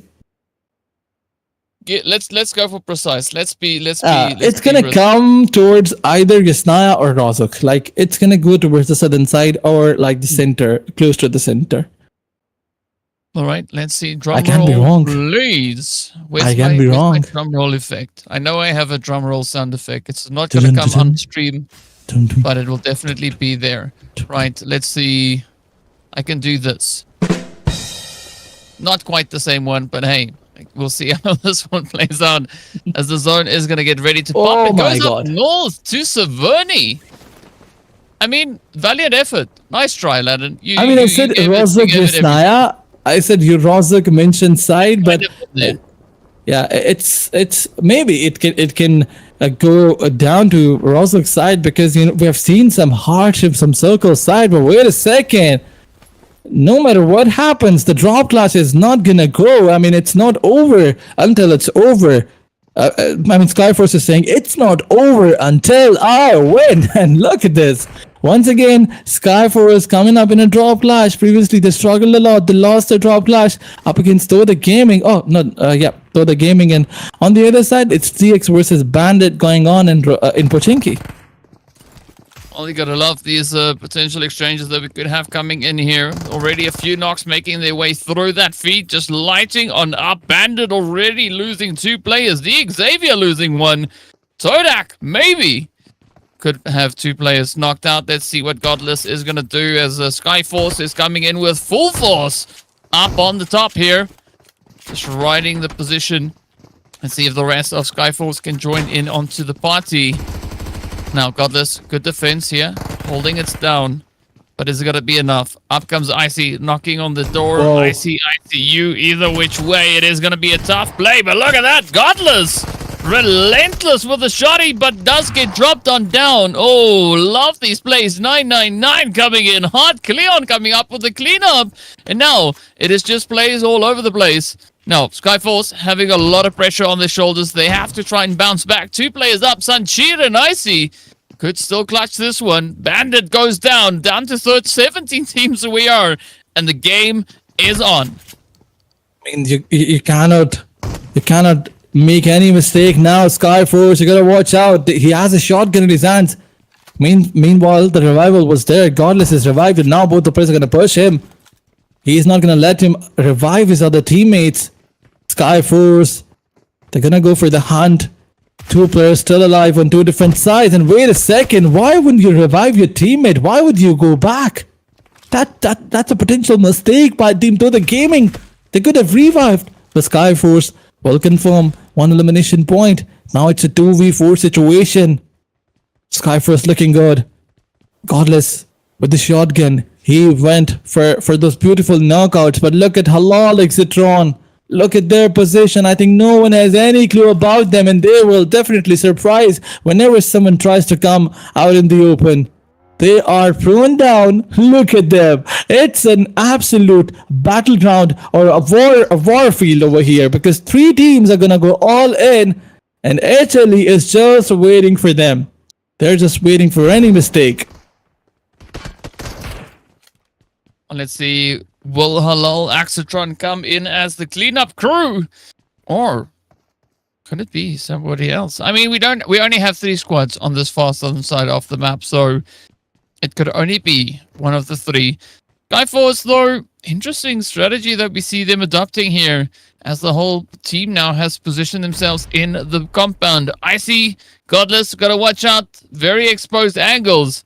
Sanchir and Riley, they have the right idea, but Icy is in dire need of meds. They need to try and get themselves patched up. Now it's going to be 999 holding on the angle there. Hitman locks it in. The third party is now coming through. Cleon is going to be the last one to try and lean on. The pressure is on. Will they survive? Oh, the hits coming through. It is HALAL AXETRON moving in. Clean up aisle 4. Yeah. Will they be able to pull this one off, though? I mean, one of the players is placed on the backside, and maybe Skyforce have no clue. They have been wrapped around. They don't have anywhere to go. They cannot get away with this fight. From this fight, they cannot fall back, because there is one player, Mad Cat, coming from the container side. Team Skyforce is pinched from different angles. On one side, it's the soul of TDK, and on all the other side, it's HALAL XAVIER. Now they decided to charge in. I see why. He needs heals. He needs some meds. And Mad Cat has 4x with an M4. How did they get such good load in such short time? I mean, although we saw the drop clashes, before even picking up the loot, both the teams were trying to throw bullets on each other. Now Skyforce, they'll probably make a decision to fall back from this fight. Riley is also low in HP, but he was found by Hitman, and knock and finish gonna come in. Now Skyforce is gonna realize that Team HALAL XAVIER, they are on just every possible corner. Look at ICY, still trying to find some meds, and he is not gonna get his hands on any. Or maybe he did. Yep, that's a good news. Icy healed himself, and once again ready to go in this fight. But HALAL XAVIER, they have the minute advantage. They have wrapped around every corner of Nova Pinoy. No one can go And no one can survive from here. No one can get away from this situation. And once again, TDK, the last one standing, was trying to charge in. Madcat will find him. Madcat will shut him down. Third elimination point to the tally. Easiest elimination point for HALAL XAVIER. Yeah, but what's not going to be easy will be that rotation back up into the zone. NEXORY now also stepping in onto the battlefield. As you can see, they have 2 players up. The knocks have been dealt. And see whether or not Demo can showcase a little bit of a performance here. It is going to be Sam9 coming in hot. Satria and Haikyuu right there. Down goes Beautiful. Demo. An absolutely devastation coming in for NEXORY. Down to a solo they are. Example now going to get a hit. As you can see, BTR moving in swiftly alongside them. And again, the pressure is just on. I mean, BTR loves to play here on this gas stage, and once again, the last one standing will be dealt with. All the players are sent to the ground. DRS getting eliminated, and BTR with 4 elimination points. That is beautiful by them. But DRS getting 3 elimination points, 3 total points in 4 matches. That is pathetic. Not good enough. It will never be good enough. But now, BTR, after eliminating DRS, they're charging in on Team Boom Esports. They gotta watch out. There are a few more teams here, and it's not gonna be easy for you to eliminate Boom Esports, but it doesn't matter. It's BTR by Vitality we're talking about. They will push if they want to push. Look at the wraparound. The Molotov gonna come in, and once again, Razy block with some beautiful information given to the teammates. And this Molotov will eliminate your Johan. Yummy Johan.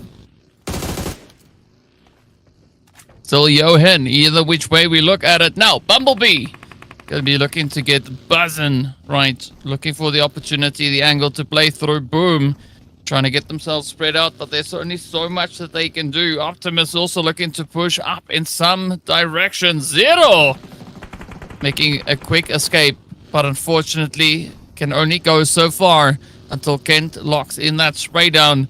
So BTR now up to 5 eliminations. Gonna look to make it 6, and there it is. Now, BIGETRON by Vitality looking to pick up quite a bit of momentum as they kind of need it, right? They've started the match off with 15 points. These 6 eliminations has moved them all the way up into that 7th spot. Now, Vampires coming in clutch as well, picking up their 2nd elim. But they do have Lazarus that is going to be knocked on down. So up to that far northern side of the zone, things are looking pretty tough. Glue Squad also taking down ASI8. So Absolutely. many teams fighting all over the map.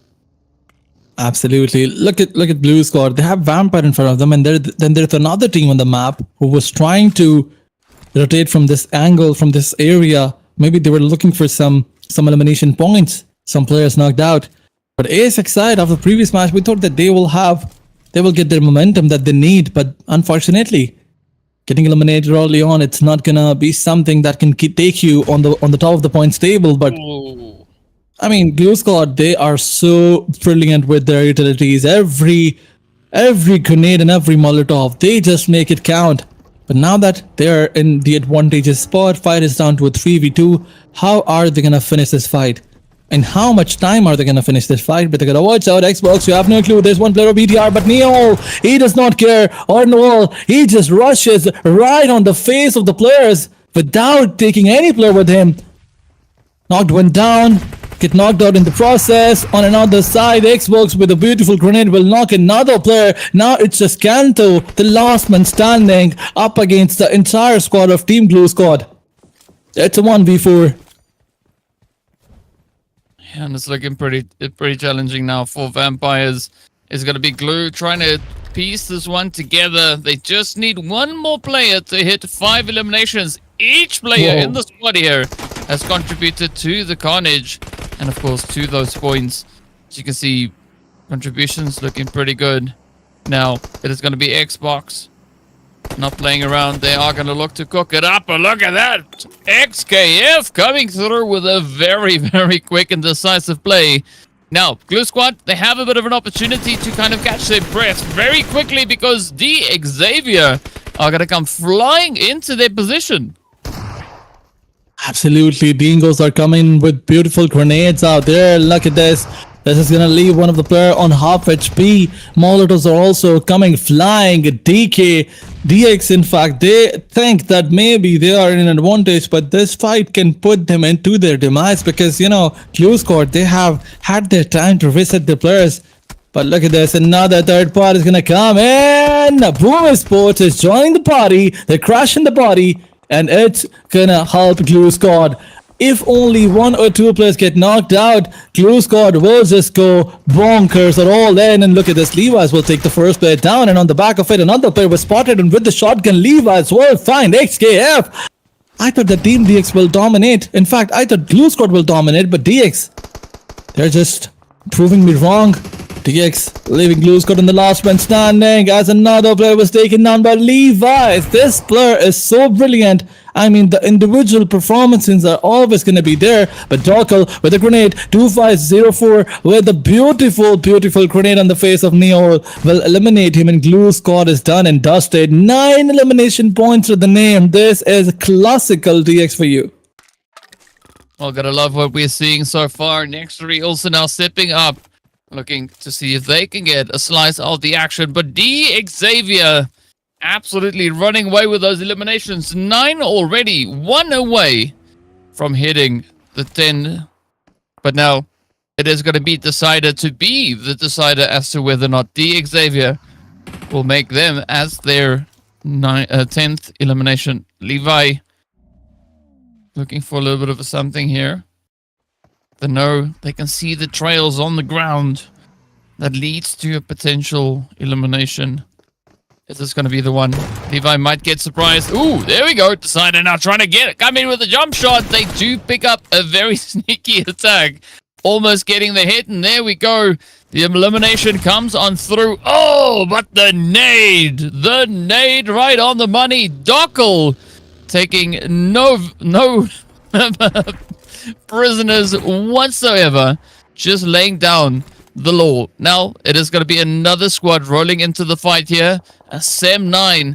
They've heard all the shots go off, but they want in on the action. Now they're going to push forward, and it's going to be XAVIER down to only 2 remaining players. I mean, this was the 4th or the 5th team was coming in here. That is Sem9. Going all in. It's a 3v2 situation. Imagine if you lose this fight up against a duo. That duo is going to get 12 elimination points, and that's the kind of momentum that DX needs to get things going on the points table. But once again, there's another team. What? There's another team on the backside. What is going on here? Everybody is trying to get these compounds for some reason. Boom versus Ashley going on one side. 6ix9ine getting knocked and eliminated. VOIN Donkeys versus RQ. The kill feed is lit, but different colors. But Sem9, you gotta watch out. You gotta be careful. You have some hard cover, but some of the players are out in the open. In the meantime, Skyfo is getting eliminated by Team VIPERxKO knockout. Are they eliminated? I think. Yeah, they are. VIPERxKO knockout getting 2 elimination points, and they have 4 men standing. So a potential contender for the chicken dinners. I mean, anybody who's alive at this point could be a potential contender for that winner chicken dinner. XAVIER coming in hot again, locking down those eliminations. But one thing that we've been seeing come through from XAVIER is that they are really good at getting aggressive.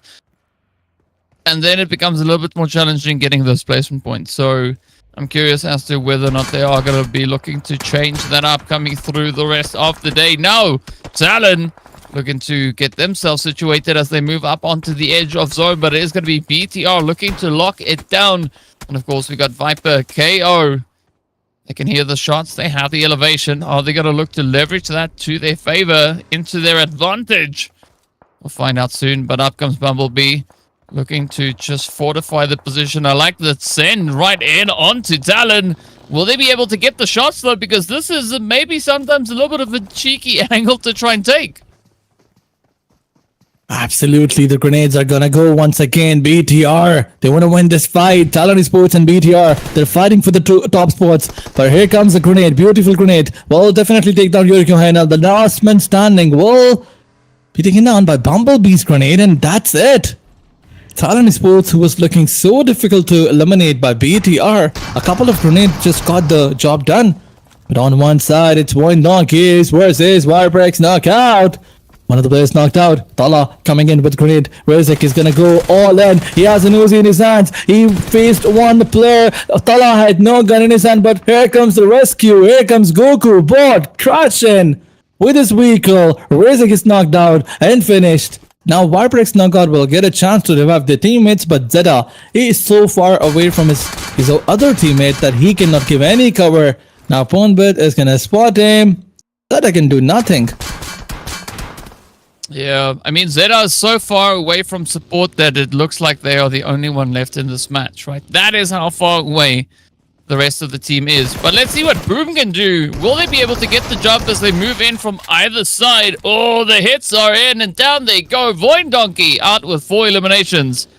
Bonbit now going to try and bring M back into the fight here.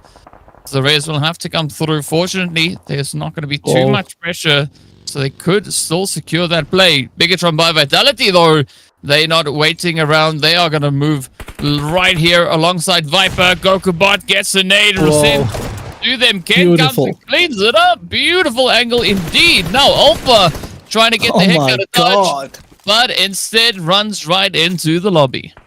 Absolutely, BTR is charging and they mean business. They are just here to dominate it and get those elimination points. And now, 12 elimination points to the backpack, four players up, all 4 players up. The only team in the lobby with a man advantage situation, but Sam9 will be dealt by DX, a 2v3. That's what we were talking about. 13 elimination points by this duo, by this team. Let's just say trio because there's no elimination point in the backpack for Lamborghini. 6 by Levi's, 5 by Dokal. What a play by all the players, but now that they have to move inside this zone and there are some other dominators out there, they're gonna find eliminate BTR. If Team DX or the duo of DX manage to eliminate BTR, I can safely say that they are the most aggressive team in the lobby already, although they are the most aggressive. But I'll just, give them a certificate. Although they don't need my certificate, but I'll still do it. But moving onwards, Dokal will try to find his ways inside the zone. And now that we have the 5th stage and only 4 teams and 10 players left, I think we're gonna wait for quite some time for the teams to find each other. Yeah, that could be exactly what we'll have coming through here. But knowing these teams, that's not going to take a long time, right? Dokal just down below. BIGETRON by Vitality trying to secure at least the edge of zone. 2504 is going to be moving up towards that more northern positioning. So it's almost like XAVIER is challenging them. It's like, well, you know what? You have 13 elims. We have 13 elims. Let's have a showdown. Let's see who's going to be the one to walk away victorious, right? Who will be the team to claim that winner chicken dinner? BIGETRON by Vitality. This is exactly the kind of pacing that we wanted to see come through from them. I mean, they showcased all that aggression back in the playoffs, but are they going to be able to double down? Boom Esports, down they go. Dokal gets clapped and down they go. So that is XAVIER now down to a solo. BIGETRON by Vitality. Previous season performed quite well. They finished very strong in the grand finals. In fact, they finished so strong that they came in second, and there's no supremacy here that could get that spot ahead of them. So this could be the rise of BIGETRON by Vitality all the way, chasing the overall standings. I mean, 4 players up, 14 elims. This is the way that you get your hands on a winner chicken dinner. I mean, this is the rise of BTR by Vitality. 14 elimination points to the name, 2 more to go, and then 16 elimination number chicken dinner by this team. Let's see if Team Ashley will try to prove us wrong. Wait a second, both the players were spotted for 2 different sides, and there we go. BTR by Vitality dominating everyone out there. And what a way to go, what a chicken dinner. They were just bringing chaos to the whole lobby. Once they get things going, everybody was, it was just impossible for everyone to stop them. What a chicken dinner by them. Making quite a bit of a statement in this game. Absolutely phenomenal stuff that we see coming through. But that's what we want to have, right? The teams coming in hot, coming in clutch, and just upsetting everything and everyone along the way. Game number 4 ending exceptionally well here for BIGETRON by Vitality. Not the fattest chicken that we've seen, but man, what an effort it was. Absolutely love the aggression that they chose to bring in here. And this could definitely be a phenomenal finish to the last Erangel of the day. This means, of course, next up we'll have 2 Miramars. But first up, we got to take a look at our MVP. Look at the efficiency here from Kent. 7 eliminations, 724 damage, almost no wastage. No other players were harmed in securing those 7 eliminations. So absolutely phenomenal play coming through here from the side of Kent, and BIGETRON by Vitality showcasing that they also can just decide to go absolutely crazy. 26 points is what they'll have to show for this game. Absolutely. I mean, if only Dingoes had all 4 players, things would have been difficult for them to, just stay alive or do the same thing that the BTR did. Team Dingoes, they decided to go all in before BTR. They had good elimination numbers before BTR. It's just that they lost their player to the third parties. And BTR, on the other side, every fight they took, it was a complete clean fight from their side. Nobody tried to do a third party. It was a 4v4 fight and they won every time. And in the last moments, yes, there were some teams who were trying to do third party, but BTR, they were just at the advantageous spot. They had everything to their favor. The pressure was on for everyone else. And look at the numbers, 16 total eliminations, 26 total points. This will send them back into the top 3 or maybe the first spot. Then we have Dingoes with 19 total elimination points. A comeback match for not just Dingoes, but HALAL AXETRON as well, because they managed to get 11 points. Yeah, I mean, it is looking phenomenal, right? Strong teams really smiling with points at the end of the day. And here we can see just how much BIGETRON by Vitality is smiling as they take up pole position. 24 eliminations and 17 placement points. Of course, a phenomenal way to establish yourself on these rankings. But we've been seeing quite a bit of a consistent approach from the squads that find themselves on this page, right? Look at the eliminations, 16, 16, 16, 17, 19. Pick a number, it's there. You'll most likely see it on the screen. But these teams are doing some really good work. But the big question is going to be, what's that situation like on the next page? Because there's a different kind of consistency that we also see coming through, but not the kind of consistency that you want to maintain for the rest of the day. And that, of course, means points, right? Whoa. You want points. That's what it's about. And so far, Absolutely. DRS, NEXORY, they're having a pretty tough day. Yes, NEXORY had only 1 game, but still. I mean, DRS, they're having a tough time, but Dingoes, look at them, they jumped right from the 17th spot to the 10th spot with 1 good match. And DX, if they keep on doing this, they can find themselves into the top 3.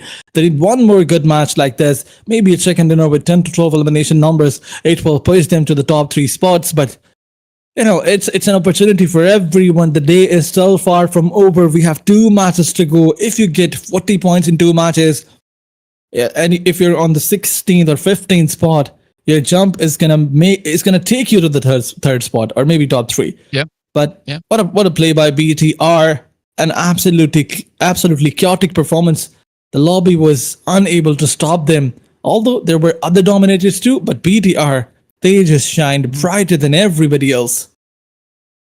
Yeah, they shone bright like a diamond, right? But what a way to go. What a way to wrap up our Erangel matches.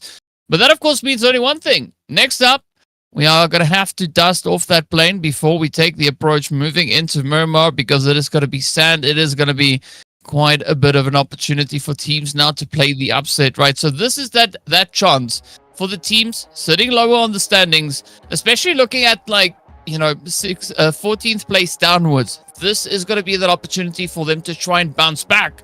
I'm talking to DRS, I'm talking to Bandit, RRQ, and of course, NEXORY yet to show us what their VOIN kind donkeys. of approach is coming in. Yeah, VOIN Donkey right there in 14th position on 15 points. But this is that opportunity for the teams to make a statement, right? NEXORY, yes, they had 1 game. They were falling behind a little bit, but coming into game number 5, they can bounce back. Absolutely, but there is one thing that Team DRS needs to work on, and that is the drop clashes. You know, in every other match, they're going for those drop fights, and that's where they struggle a lot. That's when they lose a drop fight and they get nothing out of it. Talk about the previous three Erangels, they had drop fights and they lost every time. So Yeah. I think that's the reason why they're struggling. So many teams coming up in the drop fight. This time around, Bandit also lost their drop fight to Dingoes, although they managed to win 2 times. But losing the third time is the main reason why they're not here in the top spots.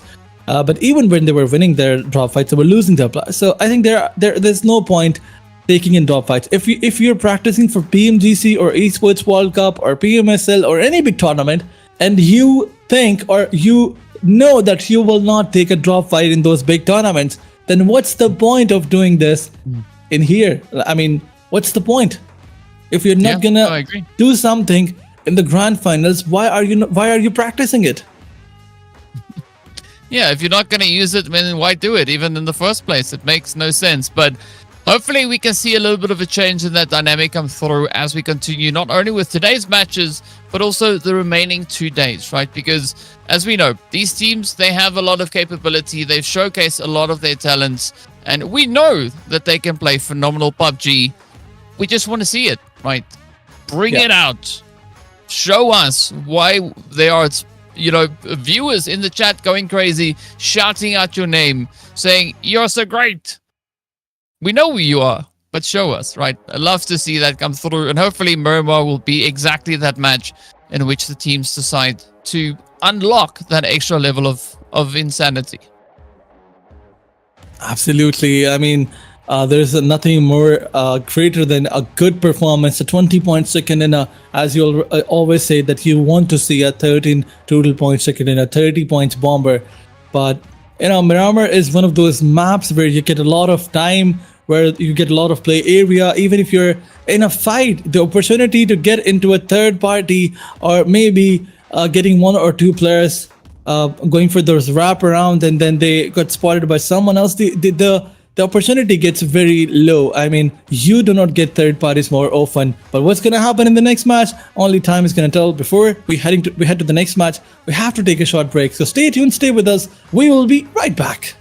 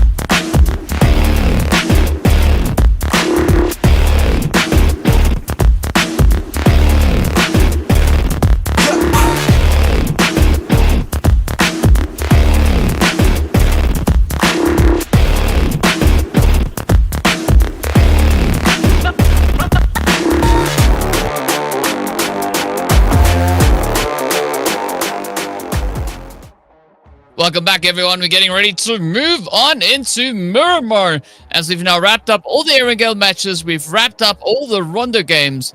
So now it's going to be time for us to see exactly what the teams are going to be doing in our final 2 matches for the first day of the grand finals. After today, there's only 2 days left, right? Only 12 more games to decide who will be sitting at the top and who will be within that top 5 to walk away with their share of the prize pool. So, Aladdin, there's going to be a lot on the wire for the squads here to see who can clutch it out. I mean, teams already know that things are getting messy for them on the points table, but still, the intention of every team is to just go all in, take those drop clashes. No one is backing down for those early fights. Talking about DRS, they had only 3 points in the first 2 matches, and yet they forced themselves to go to the drop clashes. So, I mean, the intention of every other team is clear. Either get to the top, go for elimination points, or just go all in, get into the drop clash, and get yourself eliminated. They know that the stakes are higher than ever, yet they are not, backing off. But moving onwards, it's the first map of Miramar. There's one thing that I always say, that whenever the terrain changes, it changes the momentum of the teams. So is it going to happen once again? Is there going to be any other team from the bottom who's going to rise and try to put themselves in the top 3? Only time is going to tell. But talking about the drop clash, in fact, talking about the flight path, it's going to start from Campo Militar, ends on Tuelia. Let's see. Let's wait and find out if there's going to be any drop clash, or the teams are going to realize that, no, I think it will be over if we do this, if we keep on doing this. I mean, Sem9 and Boom, right? They're getting ready for a little bit of a showdown, so I'm not going to say no to that. So we'll see who else could be looking to step up to the challenge, and I'm curious as to whether or not anybody is going to drop into La Driera and this southern positioning here. Of course, we'll find out soon as the teams are still getting off the plane. See where they'll go and where that zone is going to be taking us. I mean, you've hit some of the predictions pretty on point as to where that zone is going to be taking us. But let's see. Leones. Los Leones. All right. Look well, at there this. we go. Puerto Pareso is going to be smack center zone. I mean, the last time we saw this, of course, was back in was back on day Last 1. chance. Last chance. On day 1 of Last Chance. Yeah. Yep. Whoa. Ooh. Bat bike? What do we call it? I don't know. That's Batman's motorcycle. But moving onwards, talking about where the circle is going to end. I think it's going to end towards the southern side of Los Leones, because I have casted such circles in many of the tournaments.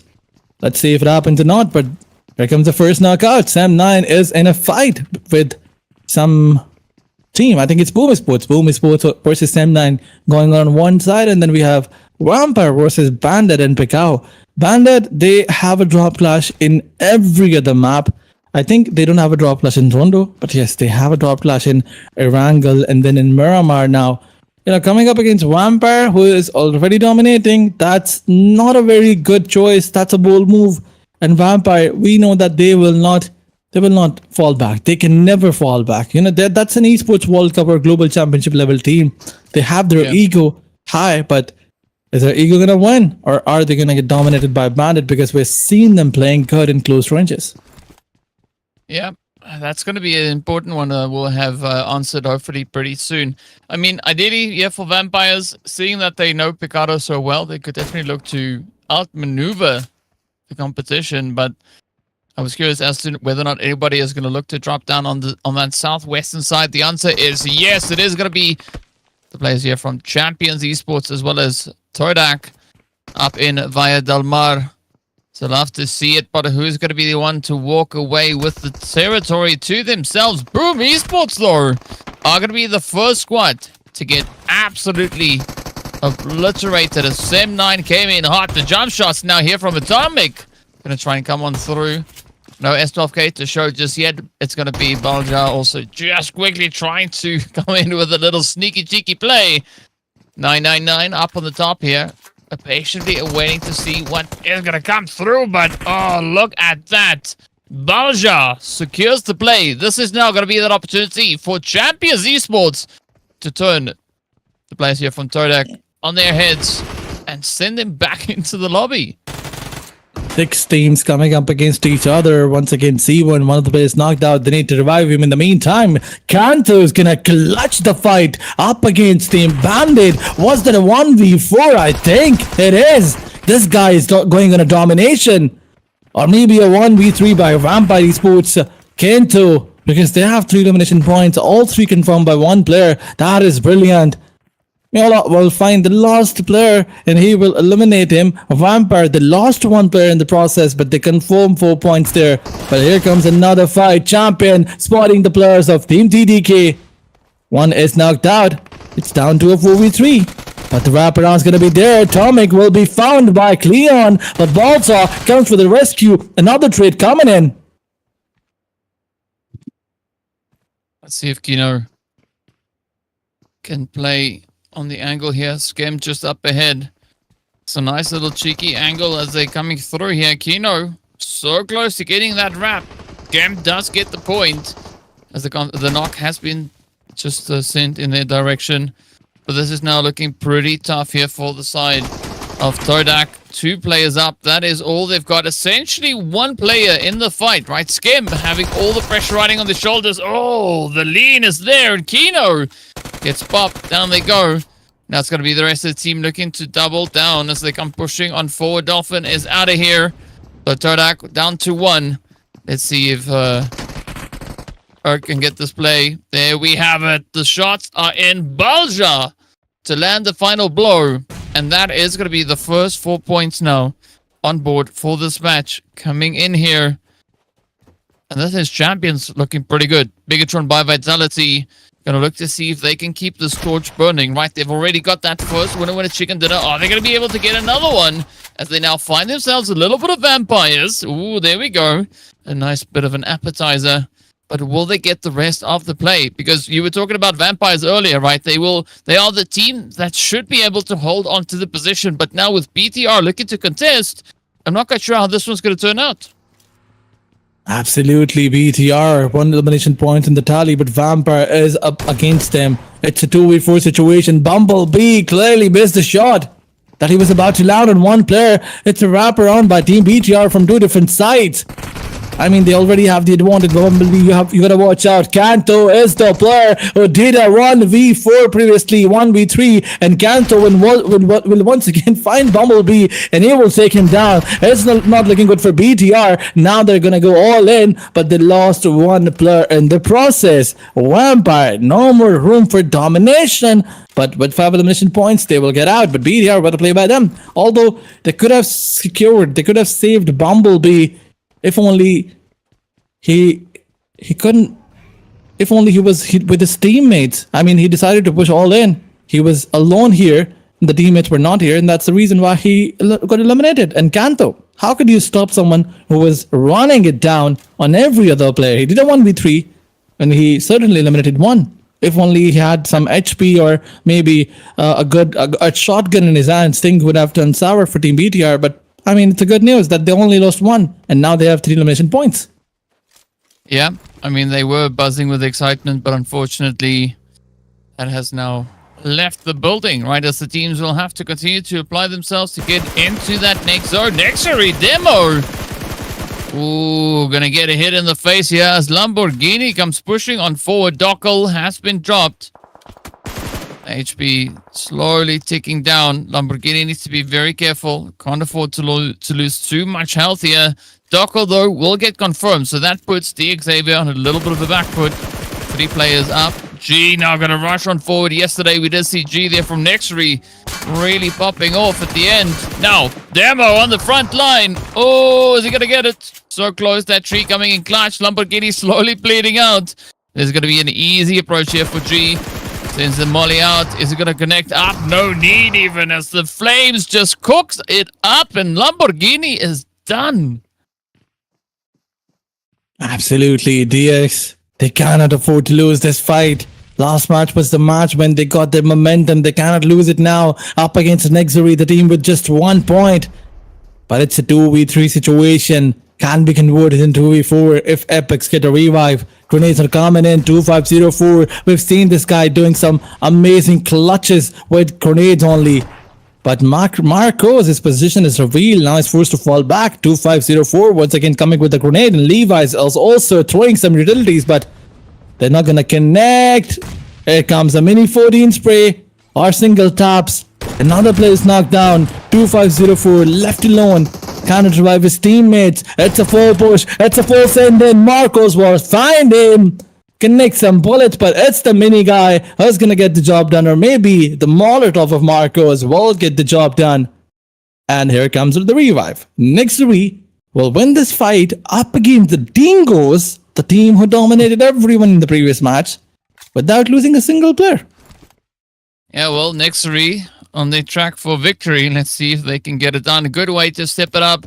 This is their second match of the day, but so far things looking pretty decent here for them. I say that, and they are quite deep into the blue. But of course, last time we saw the zone taking an aggressive shift in this direction. It was a pretty chaotic match to play through. Now, RRQ here can be finding themselves just on the northern side of Puerto Pareso. The last time we were here, that zone pulled right into Puerto, so I wonder if the teams are maybe anticipating a potential shift in this direction. Of course, we have no indication as to where that zone is going to be taking us. Ideally, I think for the teams, we'd love to see it kind of stay on the dry land. But, you know, PUBG being PUBG, this zone can go anywhere. Absolutely. You know, there's this thing that I always say about the zone formation or the zone meta. You put a big ball, you put a small ball in a big ball, and then you shake it. And wherever the small ball is going to stop, that's where the circle is going to go. And you might even be 100% accurate every single time. Yeah, that's the entire meta. That's how you predict the zone. That's how I predict it. But moving onwards, it's ASX side, Casanova. Yes, there are some repetitive shifts. You can predict the zone, but you cannot be 100% accurate. Like when I predict a zone, I'm like, oh, the last 10 minutes of the flight path going from here to here. The circle went here. Yes, you can also predict where the next shift is going to be according to the areas that are there in the zone, but it's also very difficult. But moving onwards is ASX side receiving some knockouts in the kill feed, which is not good because ASX side, they need good matches, they need good points. I was thinking that maybe Miramar is the match where they had 18 elimination points previously. Maybe they'll have their good amount of elimination number match here, but as they're losing their players one by one, looks like they are not quite comfortable, not quite confident yet. I mean, it's looking difficult for them. Yeah, well, I mean, nothing wrong with a bit of a challenge, right? It does keep the teams on their toes. But speaking about toes, is there going to be any opportunity for RRQ maybe to come flying in with a few additional points, as they are all the way down in 15th? Now it's going to be VOIN Donkey coming under fire here as BIGETRON by Vitality starts to move in. Gent gets picked up. Now it's going to be up to Razy to see if they can res their team back into contention. But I love this because look at Sem9 moving in. So that sandwich coming into play yet again. VOIN Donkey and Sem9 now going to be looking to pressure the living goodness out of BTR. BTR, two players are knocked out. It's the 1v4 situation up against VOIN Donkeys. BTR cannot recover from this. Only Potato is knocked out. And I think before they confirm the elimination point, okay, it's Sem9 who's gonna come in. A third party that we were talking about. Before they ended BTR, there is Sem9 who's gonna wrap them around from different sides. They have everything, the man advantage, the elevation, everything to the perfection. Let's see if Sem9 can once again be a nightmare for VOIN Donkeys, because they have done it every other time. BTR Optimists trying to push forward will be taken down by Rizik. But now VOIN Donkeys are comfortable on these compounds, but Sem9 still there, still waiting for them to make a mistake and trying to capitalize. Sem9 is here, also waiting for Team VOIN Donkeys to do anything exceptional. But here comes another fight Blue squad versus NEXORY. NEXORY already 4 elimination points in the backpack. They have only one player standing. This was the rotational fight that we always say that is risky, but the risk is quite there. So is the opportunity to get elimination points. Blue squad, some grenades are going all in, flying. They were OG will also be left in the last 20% holes. Blue squads, they need to cover up. They need to recover from here. They gotta eliminate the players as soon as they can because the blue juice is gonna damage everyone out there. But once again, Demo OG will be facing a grenade, but no damage given to him whatsoever. It's unfortunate. A nice opportunity could be available here. Let's see what the yellow Power Ranger can do. Stickley are going to try and just survive as best they can, but unfortunately no res going to come through, but no res needed as Demo is going to be taken down. XKF just falling to that blue. And we could see the rest of blue also now getting taken out of here. HLE going to get rushed as it is, of course, champions now. Looking to keep the ball rolling. They already have 4 eliminations. Can they find more? But HALAL, AXETRON, they are both teams sitting on 27 points apiece. So this is essentially the fight to see who will be the one to take the higher position. So far, champions doing a really good job here. 4 eliminations up. They are going to be looking to lock even more so. But don't forget about Hitman. Hitman there from HALAL. AXETRON could really come in with a little bit of a sneaky play alongside the rest of the crew. So let's see now. Well, we have Balja, Kino, capable of securing the sprays. Get those eliminations in because time's running out, right? It's just the 2v3. And TALON are waiting right there up on the hill for this fight to be concluded. Absolutely, but wait a second. Goku Board coming at the kill feed, popping some heads with the AWM, but Seaman Esports are going to spot the players of Team HLE, or maybe it's TALON Esports coming for the third party, but Balja was still this elimination number away. But wait a second, another player so close. The compound is going to be breached, and Balja, he needs to realize that there's the one player on top of this compound. You gotta eliminate him first. Look at Kinu. He's going all in on the back of it. Balja is giving the support that is needed by Kinu. Grenades are coming in from both sides. Hitman is not gonna survive. And look at this. This will send him back to the lobby. Or wait a second. It's not. But Kinu once again moves forward.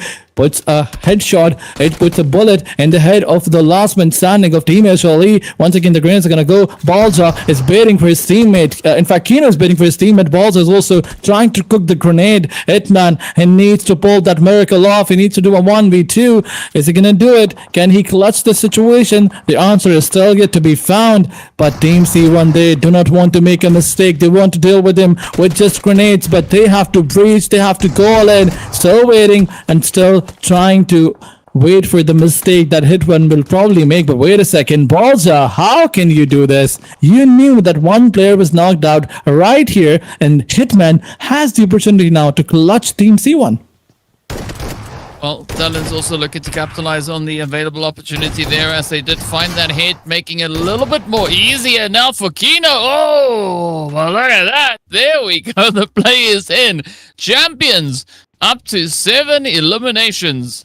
Of course, helping the players there from HALAL, AXETRON right back into the lobby. Skyforce, they're going to be moving up on towards the western edge of the zone, looking to see if there's any potential angles for them to take. It's going to be VOIN Donkey also losing one of their players. The zone is going to start to close on up. ASI8 still in it, but can they clutch it up? VOIN Donkey knocking on the door, demanding something. And can we see what who is going to do here? Still a nice and bit of contentious position up on the edge of zone as we are about to enter stage number 5. Zeta will not be able to survive as the blue is going to get the better of them. Oh, Razak getting caught in a healing position, and down they go. Their hands in their pockets, and back to the lobby they are. Absolutely, another team back in the lobby. A6i, 3 elimination number in the tally, and they're looking strong now. Although they lost one of the player, it seemed like Team A6i will get eliminated, but surviving from there and now getting elimination points, that's a good thing. Now they want to move inside the zone, but the zone is not so far away, so they can definitely go there. But there's Skyforce, who is going to challenge them. Skyforce, I want to see how many players do they have. Okay, they have the entire squad. So C1, in fact, Skyforce versus AXETRON. That's going to be another brilliant fight. But wait a second, Iron, without taking information, how can you decide to push forward? And this is an opportunity to Team Skyforce to maximize their elimination points. The compound is going to be breached, but the position is revealed. And here comes the first grenade on Iron. He will be taken down in the back of his spree. He's going to take down another player. And it's AXETRON who will suffer their demise by the hands of Skyforce, because Skyforce is not going to stop. Now that they have 2 players knocked out, they will charge in. They will send AXETRON back home. It's just baby. But wait a second, the help is on the way by the gods of PUBG Mobile. But there comes another team from the backside, a third party from Sem9. Wherever there's their fight, there is Sem9 who is going to be ready for a third party. Also, RRQ also tried, and they're also so close. I mean, they were so close, but unfortunately, all right, they weren't quick enough on that play. Now, as we can see, Sem9 holding on with the solo. Champions are going to get wrapped up, and off they go. 7 eliminations up, though. Sem9 looking pretty good. 8 eliminations, but only a duo left to try and defend. So it's going to come down to Skyforce, Talon, and RRQ to see who can clutch it out. They have the numbers. They have the opportunity. But can they leverage it? Can they turn this one around? Sem9 are going to find themselves in quite a bit of a predicament here, especially if Skyforce now chooses to push over that ridgeline. But it will buy Satria a little bit of time, right? Because Skyforce, they are going to be somewhat vulnerable once they clear that ridgeline. Absolutely, RRQ, they're trying to get close to Team Sem9. On the other side, Skyforce, if they throw one good grenade, it will be over for Sem9. Try out. I mean, Satria is in the back lines, but he can do nothing. He cannot revive. Only he can spot down the players of Skyforce if they try to move forward, but the position was not known. Now that it's known, Skyforce is not going to make the same mistake. But wait a second, try out, taking the leap of faith. You gotta watch out. RQ is still there. Lapar or maybe someone else will get spotted by tryout, and he will find another player. But wait a second, Sem9 compromised from 2 different sides. RQ on one and Skyforce on another. But wait a second, RQ has decided to charge in on Team Skyforce. That's not looking good for Skyforce. They're getting pinched from 2 different sides. ICY will find Satria. He will take him down. I mean, you have 2 players only. How can you decide to slam in like this in a team that has 4 players? But Skyforce, now the 2 players needs to be revived. On one side that they have team RRQ to challenge, and on another there's another duo that they need to face. That's Sem9 tryout, who is left alone now. But Skyforce, the revivals are needed, because if Team Sem9 or if any other team realizes that there is only one player who is reviving his teammates, they will definitely charge in. Yeah, but unfortunately, that information is not available to the teams here, as if they don't see it, it's not happening. And now, RRQ, they still have a bit of an opportunity to try and bounce back. Same can be said here for Skyforce, but it is going to be a pretty hot and heated play here for tryout, as they go up in flames. That is Sem9, 8 eliminations to their name. RRQ now quickly trying to duck over the ridge. 1 player remaining here for the side of RRQ. Can they, however, get those reses secured? Going to try and bring Lapar back into the fight. Nuga also just on the edge of zone. Cutlass getting ready. You can see them getting all excited and prepped up. Suncheer also looking for the next position. They have potentially spotted our Talon, but this could be a big old bait and switch, as Talon also has a decent position here. They've got quite a bit of an angle to try and play off of here. Akul quite distant from the rest of the Talon squad. Will we see them now looking to regroup and come through with full force? Or are they going to play and try and capitalize on the carnage already ahead of them? I mean, look at the position of Axel. He can definitely give a lot of cover to his teammates, but Skyforce Century coming up with a grenade. All the players have been revived. It's a 4-man show. 5 elimination numbers to the backpack tryout. In fact, Boycel is the player who is knocked out. You gotta watch out. You cannot do this in such a fight where you have 4 men standing, where Boycel will be taken down by IC. Well, elimination numbers confirm. It's a 3v4 situation where Team RRQ, they have a duo surviving, but Team Skyforce, they have all 4 players, 6 elimination numbers. They're charging in on every other team out there. But look at the call. He will find 1 player. Riley's down, but can he clutch it? Can he eliminate him as well? Let's wait and find out. Team Skyforce, whenever 1 player is knocked out, the entire team rushes on him and try entire team tries to revive him, and that's the best thing about this team. But once again, RRQ trying to hold down Team Talon Esports on one side. Position of Akal is so good, but the grenades are coming in on Sky for Sanjeev. You gotta watch out. If you get another player knocked out, things will look messy because Talon will then charge, and they have the disadvantage. They have 3 players, but if you get the first knockout, things will balance out, and then Talon will not leave you. They will not leave you with a chicken dinner in your favor. But I think Skyforce have decided to charge in on RRQ. They are pushing and trying to eliminate all the players, but they have no idea where Lapar is. The position is unknown. Lapar will eliminate one player from here, and now it's back to a balanced fight between Talon and Team Skyforce. It's a 3v3 showdown. Skyforce definitely showing a lot of force here with 8 eliminations. Now going to look to make it 9. As the Nox continue to find their way through, the balance keeps on shifting. Skyforce have 1 player up. It's going to be Icy, and Icy is super low on the health bar. Talon still having a bit of an opportunity here, but they don't necessarily have a favorable zone setup. Let's see if Icy can clutch this one. As they're going to look to hop in the vehicle, look to play for zone, and in doing so, this could open up exactly what they need to do. But here we go. Icy very alone here. No support, no backup, nothing. All it is a 1v3 play. Ah, not what you want to do, Icy. Getting caught out, and down they go. Icy delivering themselves on a silver platter. And with that, it is the end of the road here for them. Our first Miramar for the day done and dusted. That victory going straight over to the side of Talon. And a beautiful, glorious bounce back coming through for the squad. But Yoru Johan is going to be our MVP. 3 eliminations and 723 damage getting secured here. I mean, Yoru, he was the performer of the previous match with 700 damage. The domination is justified. The play is justified. He was so good. The third party that they did on Skyforce, that was so brilliant. I mean, they did one thing that no one was able to do. And, eliminating Skyforce, that was the biggest challenge for everyone. But now that they have 16 points, Talon Esports, once again, trying to get their comfortable spot in the points table. Skyforce, what a way to go. A comfortable match by them. That's one thing that we were highlighting before the match started, that now that the terrain is changing, maybe we will see new names coming in. I mean, Skyforce, RRQ, Champions Esports, and NEXORY. This is their first good match. Before that, they had no good points.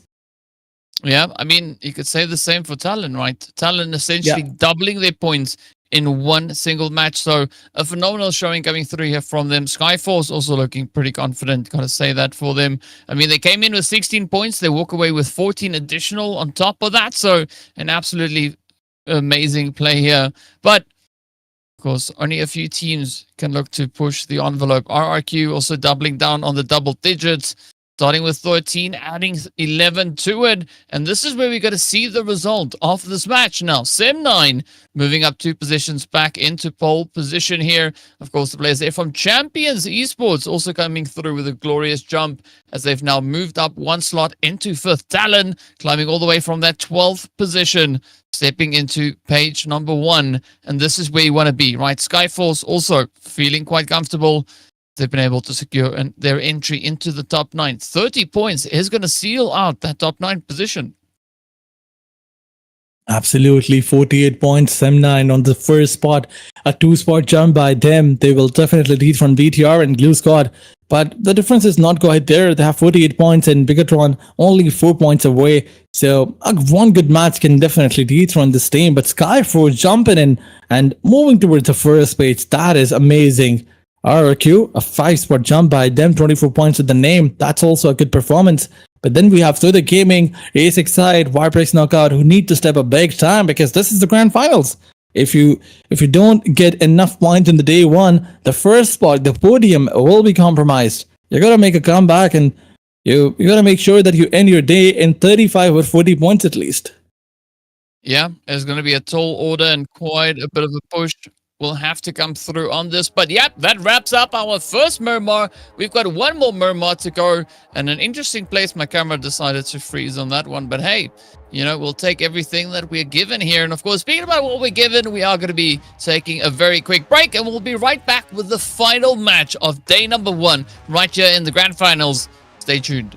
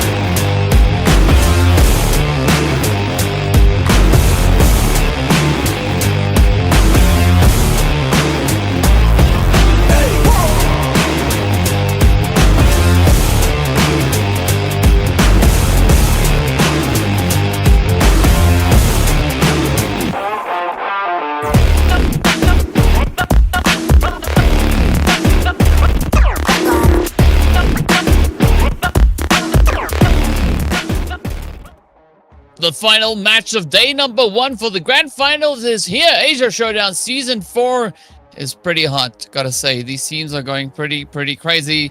But it is our final opportunity to see what the teams can bring in as we wrap up the first day of the proceedings. So far, I mean, Sem9, they've been having a good day. BIGETRON by Vitality has been having a good day. Vampire, Champions, Talon, all of them having pretty decent days.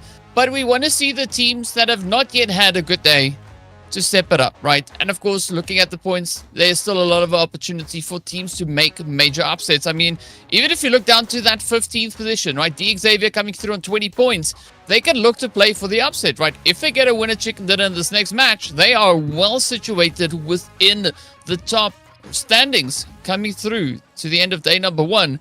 But we are going to find out pretty soon what these teams will have to do and how they're going to get to do that as we move into our flight path here.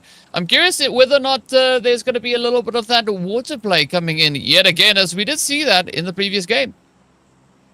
Well, talking about the flight path, I think the kind of the flight path that we have here, the circle will probably go towards the northwestern side or maybe northern side. It's not going to go down. It's not going to go south. It's not going to go towards water. So, yeah. I'm sorry to kill your excitement, but it's not gonna go there. That's what I think. It can go there. It's not 100% sure. I'm not 100% sure. But moving onwards, will there going to be any drop clashes? Talking about the teams that can show a potential difference in the points table or maybe try to come back, it can be DRS Gaming, NEXORY, ESPORTS, Bandit, XAVIERs, VOIN Donkeys, Viper, anyone. If any one of them can get a chicken dinner, they can certainly be on the first page. But Team NEXORY, ESPORTS, and DRS, they need it more than anybody else. In DRS, they only have 3 points in the previous 5 matches. But wait a second. I'm sorry. I would like to apologize. It's not a northern circle. It's a southeastern circle, and the water play is coming in. So what I think is, Miramar circles are broke now. They are. Yeah, we're going into Atlantis, right? Impala is going to be center zone again. Now, the last time back in last chance day 1, we saw exactly the zone come through. It went down to Puerto Pareso. I'm curious where it's going to go this time around. Could we maybe see it go onto those 2 little islands or the 3 little islands over on towards that far eastern side? I think that would be quite a bit of an upset for our squad. Speaking about upsets, though, Bandit, they dropped alongside Vampire again. And now, Bandit, they've lost their first player. Are they going to continue to lose here? Or will we see them actually fight back against Vampire Esports?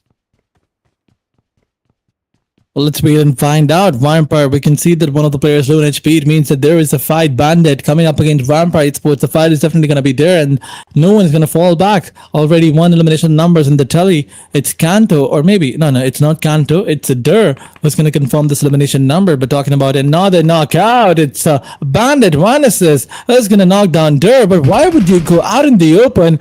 And look at this, a trade coming in by Lazarus. It's going to leave Team Bandit in the last 2 players. He was in a split. He was trying to wrap around. He surprised 1 player. But why would you peek after surprising 1 player? That's the mistake that was not needed by Bandit side, because now they're on the last 2 players. And look at Lazarus. Look at him. He is just trolling him.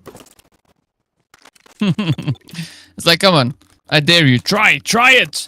Now, Bandits, they are left with a solo, and this is where they got to make that very decisive play, right? Are they going to stay here and lose points, or are they going to maybe try and find a way to disengage and get themselves off of this position and into a stronger angle to play for? Because, I mean, a big portion of that eastern side of the map is going to be open now, as we saw all the teams dropping over towards the west.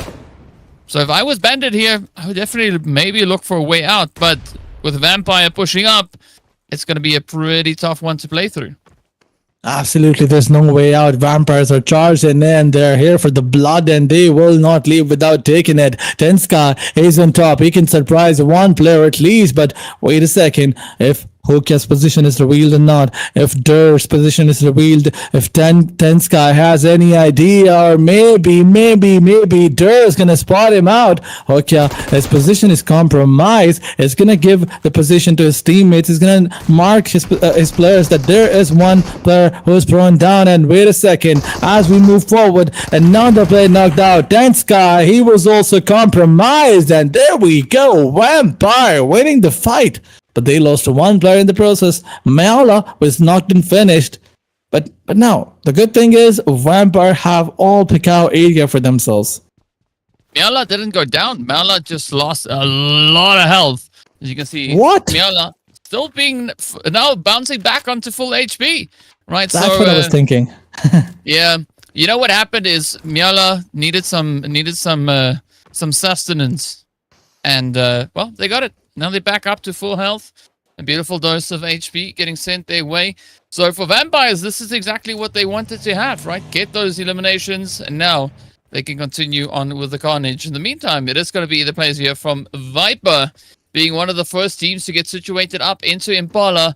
Now, the last time we saw the zone come here, the team that was able to hold on to the hill just here outside of Impala actually was able to capitalize on a really good amount of eliminations and a very strong position to play off of. So I'm curious as to whether or not that is going to be the angle that Viper could maybe look to occupy here.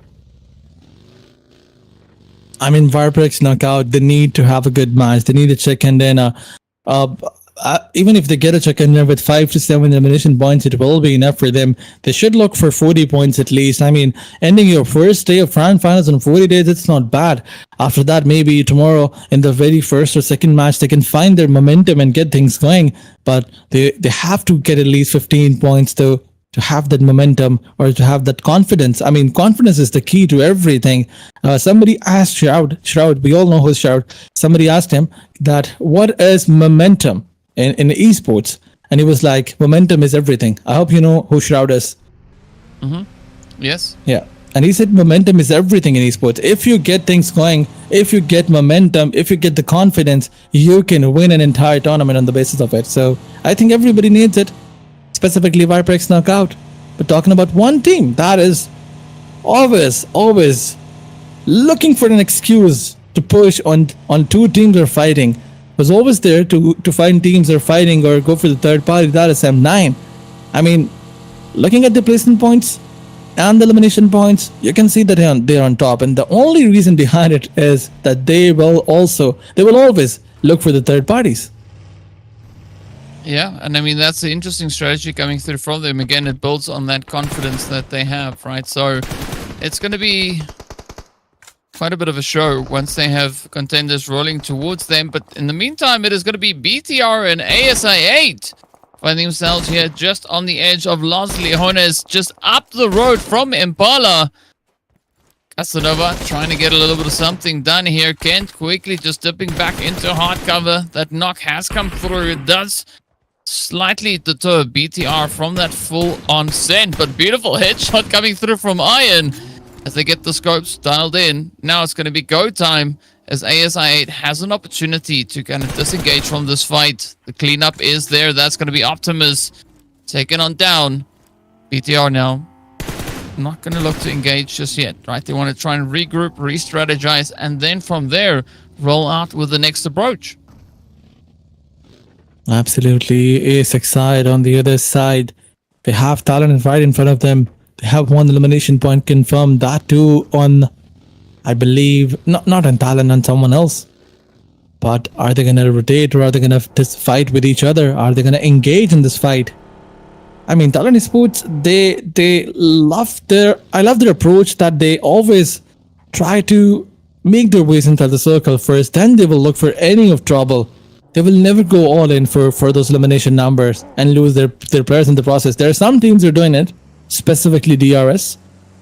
And DRS, did they join this match? I don't think so. I don't see them.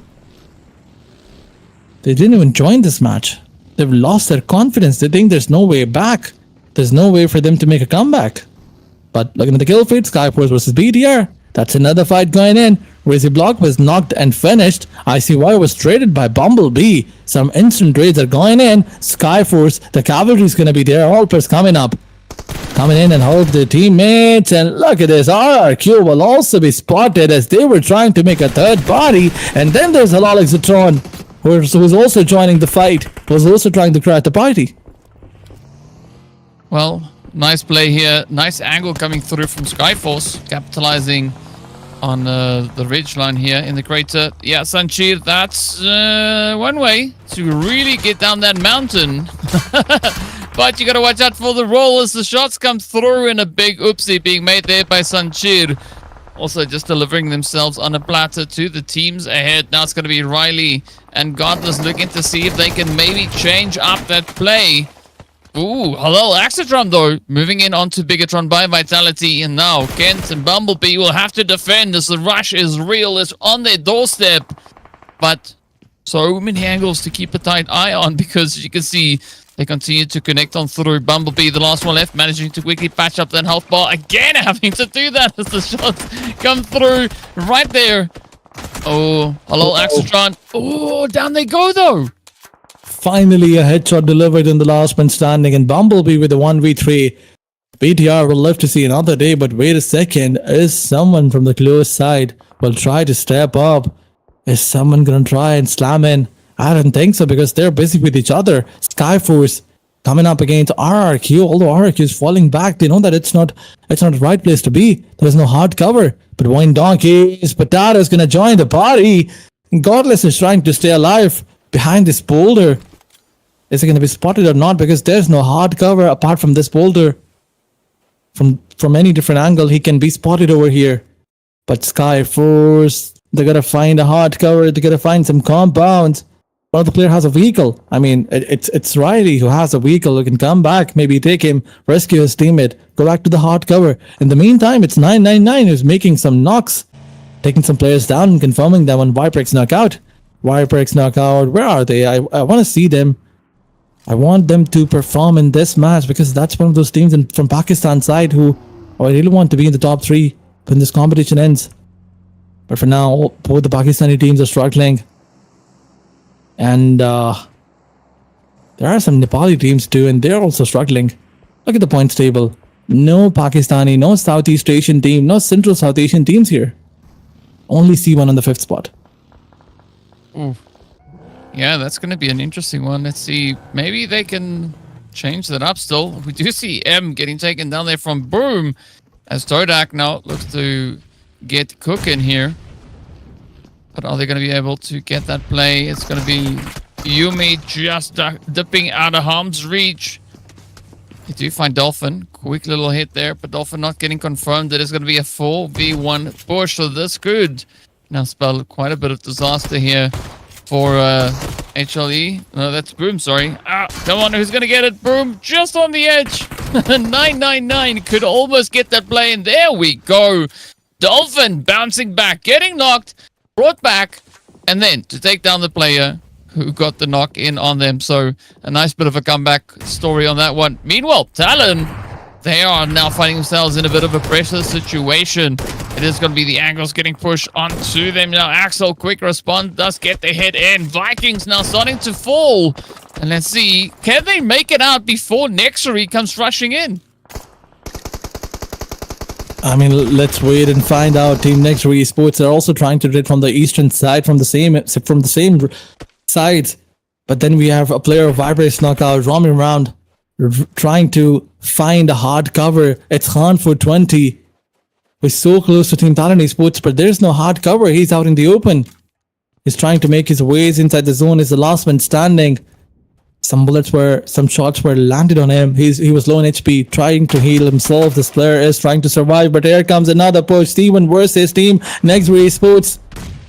Icarus is definitely on fire here, but BTR and Skyforce, that's also going. A trade was there on Team NEXORY Esports, but G coming up with a grenade. That's going to be a beautiful grenade, and look at this. It falls right in the face of Balja, and Balja is knocked out now. What a play by Team NEXORY Esports. They're trying to revive Epics, and then they will go all in. And now the player, Atomic, is knocked out. It's the last man standing. East, Icarus, whatever the name is, he has the responsibility now, and NEXORY is going all in. And will they try and confirm this last player, the revival was there, that the healing is also here. They're trying to heal themselves, and now they're pushing on the last man standing. A grenade goes in. What are you gonna do? Are you gonna try and knock one player? And if he does, he will definitely go for the confirmation. Well, if it is Icarus, you know what the story is about Icarus, who flew too close to the sun. Could this be exactly that play now as the push comes through? Yep, it seems like that was exactly what was going to happen. Champions Esports getting sent back with no points to show for this game, as there's no placement available just yet. TODAK could also capitalize on a bit of an opportunity, as we have them just on the side. Glue Squad, though, is going to face the music here, as the blue zone has caught up with them. 2 players left to try and contest. As you can see, Hexa just on the side alongside Xbox. Again, that crater could be going a long, long way here for XAVIER. They got 2 players left, Levi and Dockel. So it is a fair fight for them. But it is going to be Glue now looking to get those reses secured, right? They want the players back. They want to try and come back with full force. Baby did sneak in a quick elimination there. As you can see, ASI8 also contributing to the carnage, reaching in all the way from that far southern side. So Glue in a very, very sticky situation. Absolutely. TDK versus M9 going on one side. Dokal trying to stay alive, trying to push on Glue Squad. One of the players knocked out. Although revival is not going to be there, because Glue Squad, they're focusing on going into the zone. They know that staying outside and fighting the blue juice is not going to be easy. Fighting the blue zone is also difficult. But Dokal going for the confirmation, needs that vehicle that is right in front of him. Once again, the X will try to find their ways inside the zone, but they have to deal with this solo. A beautiful grenade is definitely going to damage him. Hexas down on the 5 or maybe 10% health, and one more grenade, and is he gonna go down? Yes! Beautiful grenade right in the target by Casanova. It's gonna eliminate Glue Squad. AXETRON is looking so good in this match. Look at this. Who on a beautiful position will find another player. It's DX that is on the run now. The carnage and the chaos is on them by Team AXETRON. One more time. As spray is gonna go. Dokal is left on last few HPs. Last few bullets connected, and Dokal will be taken down. It's who will get another elimination point. AXETRON on the charge, and they have 6 elimination points. Ooh, the fight's not going to stop anytime soon, and Skyforce also will get wrapped up. That is BIGETRON by Vitality now bagging their 5th elimination. So they could still be quite a bit of an opportunity, as we can see ASI just holding up onto that crater positioning. So La Bendita definitely super, super hot with all the chaos, carnage, and mayhem unfolding right here. We do see Vampires also still holding steady here with Centaur, the last one left. Not a single elimination has been found just yet for them. Can they get the job done? They got the M4, they got the Shoddy, so they're ready to roll. BTR going to be applying a little bit of that uncertainty here, as anything can go boom at any point. But it's interesting to see the angles now being played here by ASI8, right? They are going to be opting for a little bit more of a southern positioning here. They have to get the players back up on their feet, but here we go. Yep, there we have it. It is going to be TALON getting run on over. So Casanova, not only good with the ladies, but also good with, sending players back into the lobby. I mean, ESC is so good when it comes to sending players back into the lobby. 8 elimination numbers to the name. AXETRON looking tougher than ever. Now they've decided to move inside the zone. I mean, there is no challenger who's going to stop them from getting inside the zone, but there is one team right in front of them. They got to watch out. And that is RRQ coming in with the grenade. Baby is knocked out. RRQ sending some beautiful, beautiful missiles out there. But AXETRON, are they going to try and revive their teammate? Baby's position is compromised. Some smokes were popped in, but no good.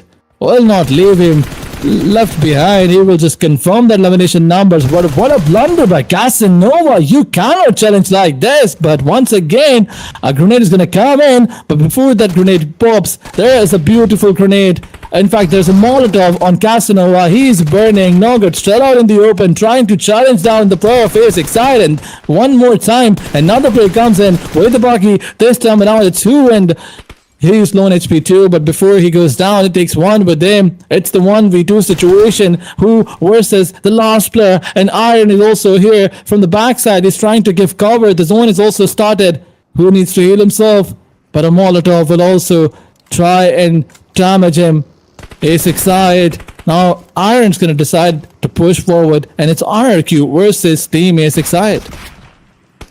Well, let's see whether or not RRQ can clutch this up. The pressure is on Iron, trying to apply themselves, moving in. The shot connects. No! It's gonna be who? Oh, my goodness. They get the hit, and then Kent comes in to play the upstand. No, that was VOIN Donkey. VOIN Donkey picking them up mid-air as they tried to fly, and, well, the only place they'll go is to the lobby. NEXORY also making it quite challenging here for Sem9, as we did see that pickup come through. The feed absolutely popping. And now VOIN Donkey and BTR secured over towards the western side of zone. Vampire still in the fight. Talon all the way down on that far southern side. Now stepping up alongside NEXORY. And see who's going to be the one to walk away with those additional eliminations. NEXORY, they've already found 8. They do have 2 more potentially up for grabs here. But Yoru, Johan, and Axel not going to look to allow that to be the case. As you can see, the res coming through. This is NEXORY trying to come back into the fight, but Yoru will have none of that as Delay gets taken right on down. Yoru, very focused in the smoke. A good distraction coming through here from NEXORY, but now it's going to be Demo and Apex getting ready for the fight. They've now been brought back. They're supercharged, and are we going to see those hits? Oh, Yoru gets one hit, but does take a lot of damage. It's not over, but then it is. It is going to be NEXORY managing to hold on. 10 elims. Wow, they've hit the double digits. But now, they have this eastern side of zone to themselves. They have the opportunity to get patched up and come back into the fight. And maybe make a run for their winner chicken dinner. Absolutely, but before that, they need to revive their teammate. They are doing it comfortably, but the circle is going to go far away. So the circle hunt is definitely going to be there. Apex will try to make the circle or find a better position for his teammate.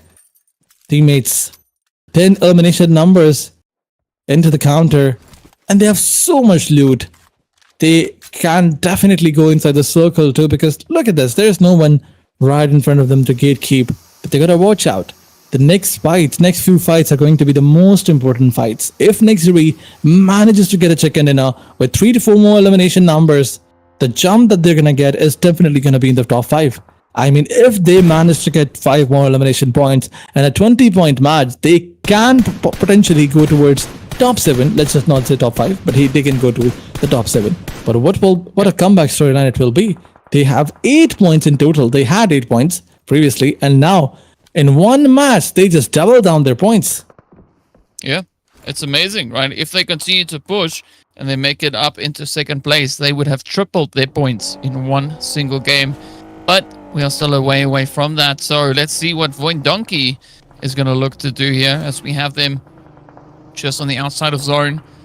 And this position that we've moved into, like this shift that has come through, is going to prove to be exceptionally challenging for our squads, because yes, there is that road that is cutting through the zone, but there's a ridge alongside the road as well, so you could have a few surprise angles being held. Teams looking to get themselves situated a little bit more centered.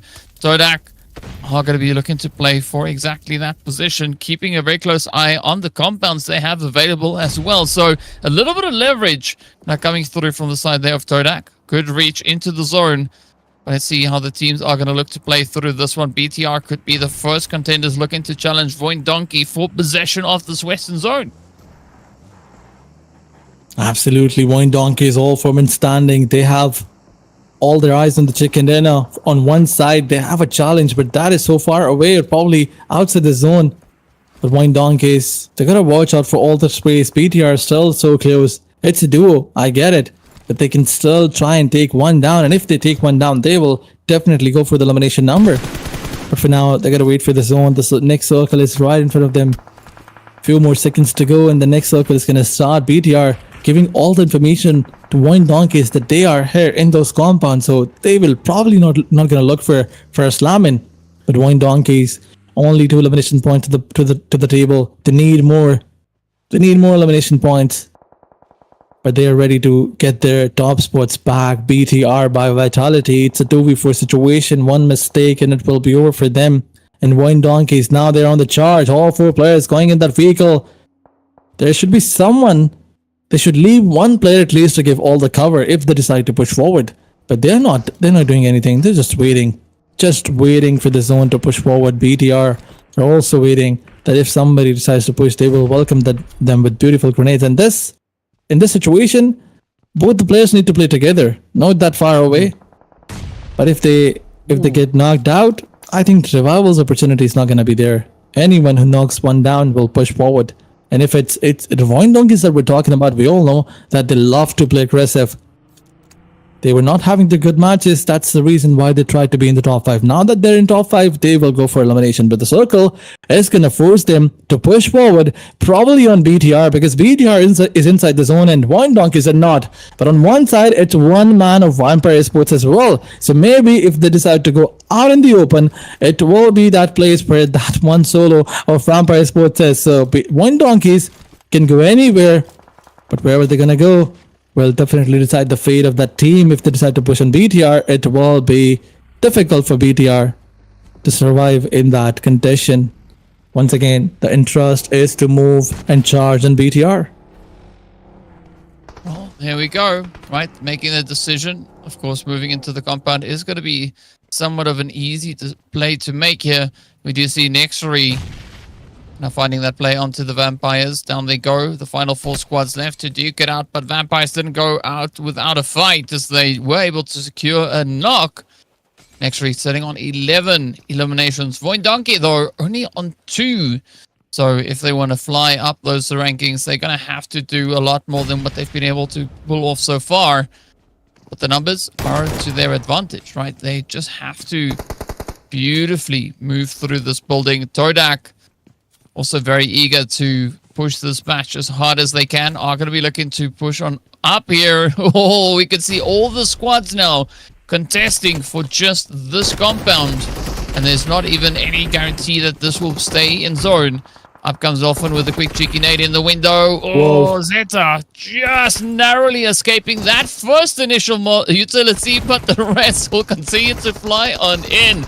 You can see VOIN Donkey now starting to crumble as it is NEXORY and the rest of the lobby absolutely descending down upon them. BIGETRON by Vitality is going to be the next team out. 5 eliminations. VOIN Donkey coming through with a solo. NEXORY still holding steady. 2 players up. And now it's a 2v4 showdown. Oh, but look at that. It is going to be Apex met in the face with a beautiful charge coming through from TODAK. They want this winner chicken dinner. Absolutely, TODAK versus Next. It's 1v4 situation, but the chicken dinner opportunity is going to be difficult for Demo OG. He needs to pull this clutch off. He's going to manage to find one player now that his position is compromised. Elimination confirmation is going to be there too, but TDK, are they going to allow him? Everybody's pushing forward. It's an opportunity. Demo will not find anyone, and there comes the elimination. A winner chicken dinner.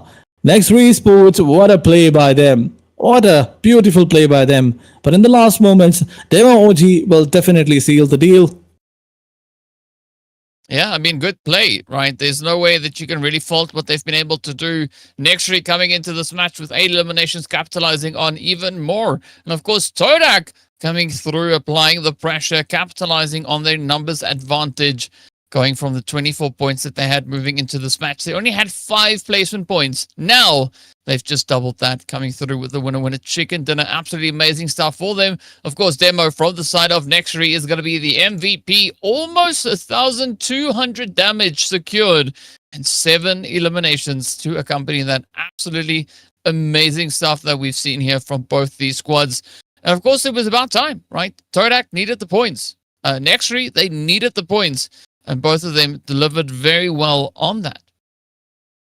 Absolutely. TODAK Gaming, we already saw them on the second page. Although they had some good elimination number gameplays, they previously had 24 points.